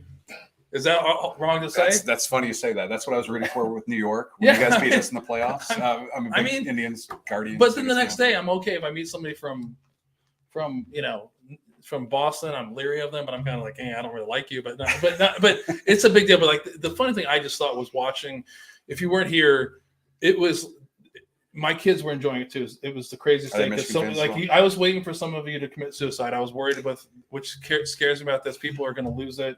Towards day, and then a week later, you guys sneak in, and it's like you guys are now the number one team. It's the funniest thing to watch, and then you wonder why people don't like Ohio State fans. They're like, "Oh, we're gonna blow by Georgia. We'll see you guys in the national championship." It's like, I'm a huge fan. I'm not a homer. I don't think we have what it takes this year. Homer? I've never heard of like guys that just unconditionally support their team. Yeah. Like, oh, we're the best. like Josh. Okay. No. Or Bednarki, he's a Michigan fan, doesn't stop, like, ever. I mean, the worst thing, that's the other bad part about it is like it just empowered Bednarki the past 2 years. Right. So that's why you tolerate him. I didn't think about He doesn't that. need to be empowered, but no. But I was actually rooting for Michigan. It was the best. I mean, good for you guys. We'll see what happens. Good for you, Chase. I'm going to slit your tires when you leave. No. You know how it feels when you walk out and nobody has any, tires left. No, but the Ohio State is a huge thing here. Like it is. It's huge. Yeah, somebody went back about Bednarki and Jim Harbaugh. No, but I think it's funny to watch the meltdown of like, but it's like society. It's almost like it's not just Ohio State. It's anything like something happens that like it. People get so visceral that like they're mad at everybody, and then like something changes, and all of a sudden, like now they're in the top. So growing up here, like we got our ass kicked a lot by Michigan. Like in the 80s, like I grew up, I didn't see too many wins, Ohio State over Michigan. So it's the shitty feeling. Like Michigan would beat our ass at noon, like every Saturday, like in November. And then you go to bed, you take the snap and you sleep till the next day. And like all year, like your Michigan friends talk shit to you. But then we had like a 20-year period where it was fantastic. Like kicking your guys' ass left and right. So we feel that slipping a little bit right now. Yeah. It's not comfortable. I mean, we still beat you like 18 out of 20, so it's fine. Like in the grand scheme of things, he has it written down. Everybody in the car. He was like, no. That's probably not accurate. No. I think they took one away. No, but I was talking to a friend of mine. His son he's in one of the bourbon groups. I don't think he remembers ever seeing Michigan until last year. He'd never been alive, or he was alive but couldn't remember the last time that Michigan won. My kids, and to me, that's not like a rivalry. Like your team wins, my team wins. So it's good to see the rivalry, and that's true. I'm okay that's with how I look at it. I mean, I just like seeing you guys melt down and like. And I don't share the story, but I've shared it with people. But a guy I did my master's degree with, his brother-in-law is actually Ryan Day. Oh, no kidding. So what was funny is like when I first moved here, he was like, "Oh, I was in Columbus," and we'd be in like really like, "Oh, I'm here for the weekend." And he lives in Massachusetts. I was like, you know, and I didn't really like dig into it, but like, what are you doing here? And then finally one day I'm like, what do you keep coming in for? And he's like, are you an Ohio State fan? I was like, no. He's like, my brother-in-law is Ryan Day. And I'm like, and he goes, I didn't want to tell you because Ohio State fans are awful. Like, I didn't want everybody to be like, are you going to get tickets? Like, I'm like, dude, I could give a fuck about Ohio State. And we're having this conversation. He's like, I'm like, why did you not tell me? He's like, dude, you don't understand. This is crazy, blah, blah, blah. And so, like, it's all seriousness. And, like, the final thing I say is, like, but really, can you get me tickets now? And he was like, but why not? So you can scalp him at that. No, but I feel, but I haven't talked to him since this. I didn't want to reach out to him. I feel bad about the next, like, how, like, because it was awful to hear. It is how the fan base went after anybody, and it's just it's not. That's social media now, you know what I mean? Like, yeah, no, it's a very win now society, and people turn on you and they drop a dime. But it is 2 losses to Michigan in a row, and if there's a third, and I'm kind of excited. There's a third. He needs to go. No, I'm serious. Like, at least we get a chance this year. If somehow we beat Georgia and we get to play Michigan again, if he loses that third time, I think he will be fired, and that's the reality of the series, man. But I don't agree with that. We're talking sports here. Like, we've never done this. This is fun. Like, I don't think the guy has 11-1 record. You're going up against Georgia. It's football. Can you win? Yes. Your Georgia looks really good. With Michigan, man. What's that? Your standards are lower with Michigan. So an 11-1 season, like that's. Like everybody's talking about them. Michigan. I feel like I struggle with coaching, right? So sure. In the whole, what goes back to again is like everybody, like they always like manager of the year and all this kind of stuff. Like they can nominate somebody the manager of the year, but ultimately somebody has to go up and hit the baseball. Somebody has to shoot a 3-pointer. Somebody has to make a tackle. And like you watch that game, and it wasn't Ryan Day. Like no, it wasn't. Everybody's like, oh, he should have adjusted this. He could adjust that. You don't. It's crazy. Yeah. I just feel like there's that blame of like, the guy is like, I don't know his exact record, but the guy has been super successful. He's a hell of a recruiter of getting people in. There's a kid that's local here that's your linebacker that plays for them, and he does a good job recruiting, but it's just funny to watch, like bring Urban back and all this kind of stuff. No, that guy. Like 7 months ago, the city of Columbus wanted to, businesses cut ties with him, and now we're like bring him back because he beat Michigan. That's the reason why I'm kind of like, okay, but I can't believe we're talking that much about Ohio State. Why not? Man? Now we have to talk into something I'm very emotional about. All right. Only because my one son is super into this, and it drives me crazy. I'm only into to push his button. So you said you're a huge Marvel fan with the kids, right? I am. No, so my daughter and I have a Marvel connection. Okay, so I'm a Spider-Man guy. I got a couple questions around Marvel. Okay, and I hope it gets deep like the thing. So all day. Favorite Marvel movie? Ooh, man, I enjoyed this last Spider-Man. The Far From Home or No Way Home. No Way Home. It was cool, man. I'm a Green Goblin guy. Okay. So seeing like the old and the new combined, like it was very cool. What was yours? I'm a big Iron Man guy. Okay. Only because like my youngest son, that was Iron Man 1 and 2 helped raise us because we were like, hey, it's your third kid, watch Iron Man for the third time. He wanted to be Iron Man. He thought, Robert Downey Jr.'s real name was Tony Stark. So good parenting on our part. So thank you, Iron Man, for helping raise Gabe. But it's true. If you have multiple kids, like the times have changed. Like the first kid, Ben, my first son, the kid didn't eat a potato chip till he was like 14 months old. Okay. And my dad gave it to him and almost started a huge war within our family, like a binky fell on the ground, you like sterilize that thing. Like by the third kid, you're like, turn on a movie, give the kids a bowl of like Cheez-Its. It'll be fun. And Ben watch them for a little bit. No, Robert, they follow the steps. We are. We were even trying, Gabe's going to kill me. We were even trying to potty train Gabe, and I called one time to pretend to be Tony Stark and Iron Man to tell him he had to go poop on the potty, and he was like, "That's awesome." It's awful, like to do that, Gabe's gonna kill me for telling that story. But I'm an Iron Man guy, so but it got to a part like the new stuff, like my middle son Nate is all into like the I don't know what's called like alternate universe and all this kind of stuff. Right. And I thought the new Spider-Man sucked because it didn't make sense. Like they were old. It was like they were bringing back characters just to bring them back. I'm like, I like the original Green Goblin, William Dafoe, but he's like 79 years old. You can't hide that. So that's the comic books though. Like they have the multiverse and they bring characters back. I knew you know the multiverse. I didn't know the word. It's like Nate. Nobody ever dies for real in Marvel Comics, and they always come back, and that's the cool part. And like now they're incorporating the movies. I'm okay with it. But who's your favorite character? Is it? I'm Spider-Man. It's Spider-Man. Okay. Spider-Man's cool. Like, so what's your favorite Spider-Man? The new kid? Yeah. Don't say Tobey Maguire. No, absolutely not. After that, we're done. What's his name? Tom Holland. He's solid. Like he's a really good actor. Yeah, he did. Yeah. The young guy's good though. The new guy's doing. That's what I'm talking about. Is his name Tom Holland? Who's the one before him? There was one. He was solid too. I actually liked him. He was a little darker, but yeah. What's his name? Andrew Garfield. Yeah. This is important stuff. See, this is funny how comics are tying into what we're talking about. And it's funny that I put that down there because I'm like, the multiverse. Like, my son will try to tell me about it. And I'm like, oh my God. Who's Doctor Who? Is that his name, Doctor Who? Who's the guy that Doctor Strange? Doctor Strange.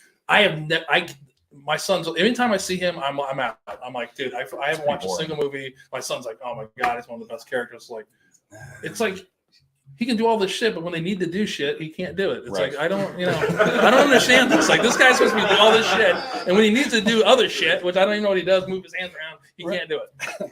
You know what I mean? So yeah, something always happens. No, but but the reason I brought it up, and I'm trying to make light of it, but it is funny how you adapt and do things with kids. Like my middle son, like his freshman year in college, we were going to watch. I think that we watched Spider-Man is what we watched, and he was like. Or may have been here, he may have been home. And I'm like walking out. I'll never forget. And if you don't know my middle son, he is not a small dude. He's an offensive lineman. He's a big cat. He's a quiet guy. And I am up in arms about what happened. I don't agree with stuff. So we're walking out. And I'm like, saying stuff about what happened. He is just like almost like grabbing by the arm and like, let's go. And he's like, I'm like, what's your problem? He's like, you can't be talking about what just happened. People could be waiting. I'm like, we're on our way out. Nobody heard it. He's like, I'm telling you, if I heard you say that, I would probably punch you if you like ruined it for me. I'm like, it's a fucking Marvel comic. I mean, like, have you not looked on USA Today? They told you everything that happened. It's serious business, man. Like the Hulk it was is like crazy, out there ruining stuff for a while. The guy that plays the Hulk now, he was like dropping like secrets about the movies before they came out. Like they were ready to like cut him out of the cast. Hate him. Like they hate him as much as they hate Ryan Day now, right? Yeah, pretty much the same thing, man. Like, the guy's like, hey, let me promote what we're doing. It's like, and everybody's talking, like everybody, if all you gotta do is on the internet, they tell you everything that's gonna happen. You said no one's gonna, and then you said nobody dies, and they kill Iron Man, like, and they kill all like that, whatever it was. One of the guys like, I haven't got to that yet. I don't even know what episode that was, but what's great about that whole Marvel series is how the money, how long it's like. I saw one time about how far it's projected out on these movies. I think it's like one I saw was like the 2025 about how these movies are getting racing. But like the original Iron Man, come on, that was one of the best. It was solid, yeah, no doubt. Yeah. And I mean, but Robert Downey Jr. I mean, he brings a lot to the character. But they killed him off. I mean, Captain America's dead. You're talking about people aren't dying. Captain America. If you didn't know Captain America died, that was like 7 years ago. All these guys died, didn't they? I think so. I mean, but there's like, but they keep around Doctor Strange for some reason. Like, I mean, Jason. I mean, it's like Kevin's like, Doctor Strange over here hitting the mic and moving his hands and stuff. He thinks he's hit the mic like 17 times, but they keep that dude around. I mean, and you kill off Captain America and Iron Man, so I'm out. I'm like, fuck you guys. They killed off all the good guys, and then I don't know. But no, I think it's great when you do. They pick up hobbies that you like, and then you. No, it's cool, man. Yeah, you find the motivator, just like with a soldier, and like they take an interest in something you like, and you kind of run with it. And next thing you know, 13 years later, and you're still doing it.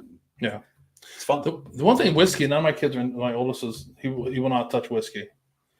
So I want to share that with him. He's 22. Oh, I'm picturing a 13-year-old. I'm like, dude. Yeah, he's 14. He's 14. We try to break him in early down here. But it's like he'll get there, man. I don't. It's beer at that point. Yeah, come on. I hope they do, but because it's not more of like just a drink. It's like I was talking about to somebody, like, people know I bartend part time, and there'll be parents that will come in and be getting hammered with their kids at a bar, and I'm like, I would never do that with them. Like if it was like their 21st birthday. That's funny. Some of the other guys raised their hand, but But what I mean, if it just happened that we're out and we're doing that, I get that. But I just want to like hang around and like drink with him and like, and I feel like when I'm drinking, I share more about who I am and like I share a lot about who I am that people don't want to know. But maybe that's why maybe he's smarter than I am. He's like, Dad, I don't need to hear this. I hear you down there talking to Jason in the basement. That's hilarious. You brought that up. All right. So one Nick Rosansky story, like tied back to young kids and drinking. As bad as it sounds. So my son, this isn't going to hurt the foundation, is it? No, absolutely not. Okay. They know who Nick is. 10 days. My son's 10 days old, and Nick has his 30th birthday, and he gives me a call and he says, "Hey, why don't you come over? You know, have a couple drinks. You know, it's my 30th birthday." And I'm like, "Oh, thanks, man." And he says, "Come on over. You know, it's no big deal." I'm like, "No, the baby's 10 days old, man." I'm like, I feel uncomfortable leaving Kristen at this point. You know, she's still having a hard time, and I'm like, it just doesn't feel right. I'm like, you know, we'll get together here soon. He's like, no, he's like, just bring the baby with you. He's like, bring Kristen with you. He's like, bring the baby with you. It's just a low key event. He's like, a couple friends over. I'm like, he makes a lot of sense, man. I feel like you got suckered. Oh, dude. I pack the baby up in the car, get Kristen. She's like, at this point, let's get out of the house. That sounds like a good idea. We get there and it's a fucking toga party. I'm not kidding.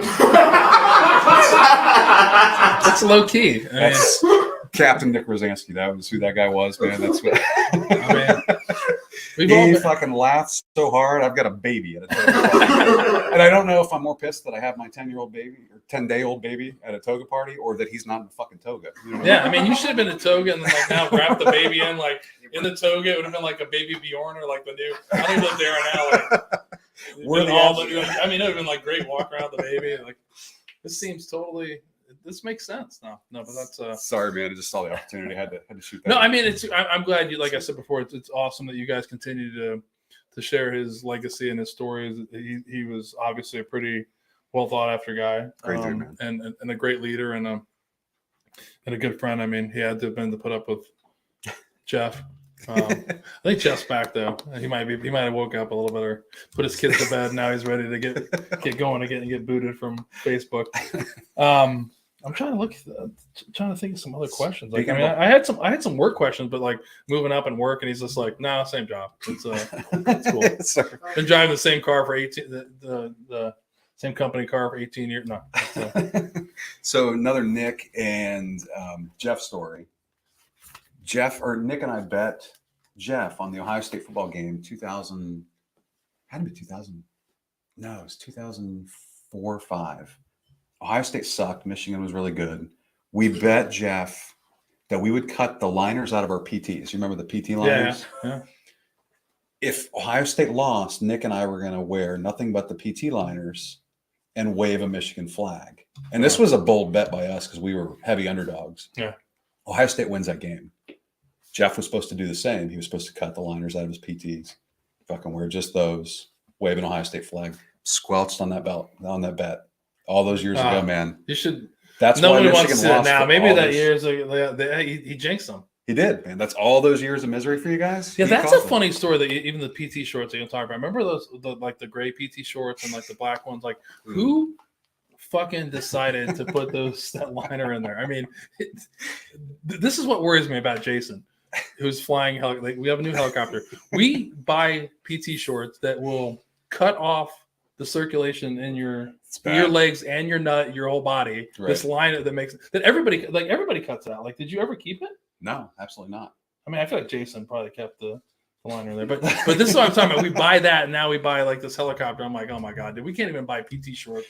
Right. Like But we're spending the reflective like emblem can stay on there, and you're like, man, this organization, I don't know. But the PT liner, I mean, I feel like you have to be a psychopath to have kept those in there. Like, it's one of those things that you do, like, right? Like, I mean, Absolutely. everybody cut them out. Like, do you know anybody who kept them? Oh, Joseph did. Joe did. He does. He's like, he likes the. Well, you know, for the graders of the PT test, that's a nice thing to do. Yeah. So you keep another pair. moment that you the sit up. That's true. That's probably One event where you wear that one pair that you keep. You didn't cut the liner. God, how do we get here, man? I keep derailing shit. Oh That's, my that's God, what I do. show So. God. That is a moment. Yeah, you're like, bro, can you wear? Yeah, that's true. That's true. That's probably one year your PT test pair. Right. But all the stuff, like all the PT gear was, I never could understand why they had to recreate their own thing. Like you had Under Armour that was out there. All these other companies that like do it. Like why don't you just have them print Army on it? Right. And call it a day. But the Army football uniforms are always sweet, and it's like, why don't we just model shit after that? I'm glad you brought that up. Yeah, because I think that's the most important game coming here in a couple days. Yeah, Army, Navy. I don't know who's Sunday good this year. I haven't really watched. Well, the problem is nobody gives a shit, but Air Force already won the Commanders Cup. Like that, like we can't win. So nobody we put out a post about that. Not a single Air Force person's like, bitches, we won, because nobody cares. Like nobody cares when Air Force won. Nobody watches Army, Air Force, Navy, Air until Force. That day, man. It's like ESPN 12. You got to watch it. But Army, Navy. I argue because I talk about it today. This is what tomorrow or Sunday is to me the most important college football game that's out there. I think it's great to watch. It's always. I grew up at West Point area, so like watching that and it's just great to like watch. It's just a great game. I mean, those guys are. All those guys, like what's crazy is, half of them are going to serve their country. Sure. This is the last game they're ever going to play. A few of them will get a chance to play the pros, but they've just played their hearts out. And if you've been in the military long enough, you've been able to serve with some of these guys later on in life. But it's just like that's a game that counts on Sunday. You know what I mean? Sure. I mean, I couldn't imagine being Army, Air Force, but yeah, I mean, we can't. But Navy has to lose, right? I mean, maybe not. We're down in that downward spiral. I feel like they kicked their ass for a good solid 10 years there. I'm always talking about the uniforms, though. Like the uniforms are killer. Like the people. That's one thing they're doing. So I kick myself because I think the 82nd was the first like uniform theme that they did. The new thing they're doing, and I didn't buy a sweatshirt. I'm like, I shouldn't, and then I didn't. I bought a T-shirt. It doesn't fit me anymore. But should have full disclosure. But the old Ironsides thing, and then the second, I think they did the second infantry division, which I served, and I didn't buy that. And then now the new old Ironsides, first armor division, the uniforms are sweet, but I was like, I can't buy that because I didn't serve in that unit. Yeah, it's always that tricky little. But the uniforms are killer, like the new NASA uniform that the Navy has. But that would be cool. I don't know. I don't own an Army jersey. That'd be sweet. Yeah, but I feel I just kicked myself for not getting that one. It was like. Yeah. It was crazy, but the uniforms are great, and it's a great game. I mean, I think that's a better rivalry than Ohio State and Michigan. Josh is over there going. That. But it's the service academies. It's athletes that are student athletes that actually have to they have some pretty Not all of them. That's not true. They have some standards that they have to meet to get in there. So they're like the best they're like really truly the best of us. Yeah, I would agree. That's how I've always looked at even the service academies. Like growing up and not get commissioned when the service academies. Always like the West Pointers they're supposed to be the best of us. Mm-hmm. That's not true. But when you've lived it, I mean there are some of them that are unbelievable, but it doesn't. It's just different. But that's a big game. Yeah, absolutely. And I love it because it depends on who talks shit the most. Whether your Navy friends get with you, Army friends. Like I always feel like even if we lose, you still got to talk shit during the game. I mean, right? Unless it's a blowout, and that happened for a long. It was like almost a minute. Like I can't remember how long Army didn't win for. Like it's a long time. So it's like you kind of got used to being a Michigan fan now. So I feel that's why I'm going with them now. Well, that's in the '80s. Was like. So what's your prediction? Who wins? Army, Navy? You got to go Army, man. What's the score? Think about the wishbone. Yeah, that's always tricky. That spread option triple. Army 1937 wishbone still running. I love it. 37-34, good game, Army. That's a high scoring game, though. Yeah, it's gonna be nice weather. Was supposed to go to the game. I backed out. 37-34. Or not? That's a high score. I think it's gonna be lower than that. And I actually shouldn't say this. Yeah. But I think Army loses. All right. Like 24-14. Okay. We'll text about it during the game. I mean, I hope they don't, but I'm just being realistic. Like you guys, he's super optimistic. Like he's like, we beat Georgia by 20. No, Michigan, absolutely not there. This year, we man. beat them by 30. We're national champions. No, Ryan Day for president. He'll be the governor, then the president. We want to kill him. Trust. It is funny to listen to. You guys love Ohio State football. It's one of the greatest things. Like it's it's sick, man. It's almost a sickness. It's like we were talking on the phone, like Catholicism. It's almost like a cult, man. Like you just get indoctrinated. Like being from Columbus, Ohio, like it's just what you do. It's a big part of you, and like you're expected on that day. Like even when you're 5 years old, 6 years old, you're watching that damn game. Yeah. It is crazy. I love sports, so I get involved. I'm like, I love the Blue Jackets, but I'm ultimately a Rangers fan. But the one team that I will root for, and it's funny, just because the fans are the Browns. Like I feel like the Browns, like Browns fans are. I've been to so many Browns games where like I've been to a couple opening days, and they are literally running around like they're going to win the Super Bowl, and you just want to be like, so you want to pull somebody aside and be like, do these guys know this is the Browns? It's like do we know? And like, don't tell them. And like, it's the craziest party, and they have that, and I appreciate that from like being like that. I do love that from Ohio State fans. That like die hard, because I feel the same thing about the Yankees and like in the sports you love, and it's important to feel that way. But like the Browns, I just love the optimism, that hopeless optimism. It's like every game too. They're like, oh my God, we're it, and we're like, dude, you haven't won a game all year. But if we win one game, it's like it's like this is right a back game. in. Like I bought a Richardson jersey. I can't remember what year he played. I have one of those, and I got it because I was going to the Browns game when I first got here, and I got it from what's it like the discount clothing store, Schottenstein's or what is it? TJ, like TJ Ross or whatever, And it was like $3.99, and so I like buy this thing. It's $3.99. I'm gonna fit in because that's another thing is you don't want to go up there and not look like Brown. So that's what I appreciate. Like they're like, whoa, like, and so I remember and I literally this guy walks up to me, he's like, dude, you got to get a new jersey. Richardson's gone. I was like, man, I paid $3.99 for this. He was like, and then if you've been there, they've got like jerseys with like people tape over them. It's a great thing. But Ohio is a huge sports. It is, man. Sports state, which is really cool. So we talked about one of the things, like you said, that you were on the board of directors. So you plan on when you're retiring from the Army or from your regular job to go back? I think the Army. I got to a point where Jenny had kind of talked it over with all of us board members, and it was a matter of who has a lot of time to be involved in the next 3 years. And there was a lot of uncertainty with me. I didn't know if I was going to get tagged in this deployment that Andrew's on, and I said, Dave, maybe this 3 years I take off. Ultimately, like when I have more time to do it, I'd love to be involved with it again. It was seriously one of the great honors of my life, just to be around those people and who they are and the legacy that they're carrying on for him. Man, it's just unbelievable, and I'd be honored to do it again.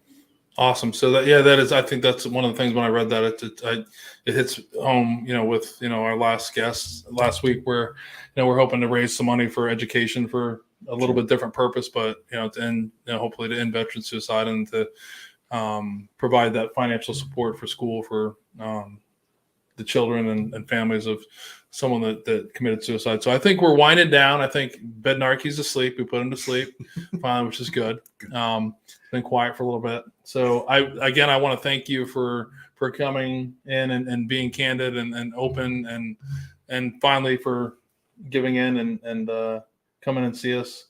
You were one of the original people I hope to have in, just from, and I'm not blowing smoke up your ass, but there's a lot of people that said they had to get you in here, and I'm glad it took way too long. But episode 21 is okay. Episode 21 is okay. It's a good number. Yeah. Season 1, as Joseph said, he snuck in the second to last episode of season 1. We have one of our guests here who came and is supporting, and I just want to thank everybody. Like, I want to thank you for coming in and sharing and my pleasure, and sharing the vision. It's important, and for everybody that's listening now or will listen in the future, and then who came down tonight to listen. You got a huge crew down here. I really appreciate it.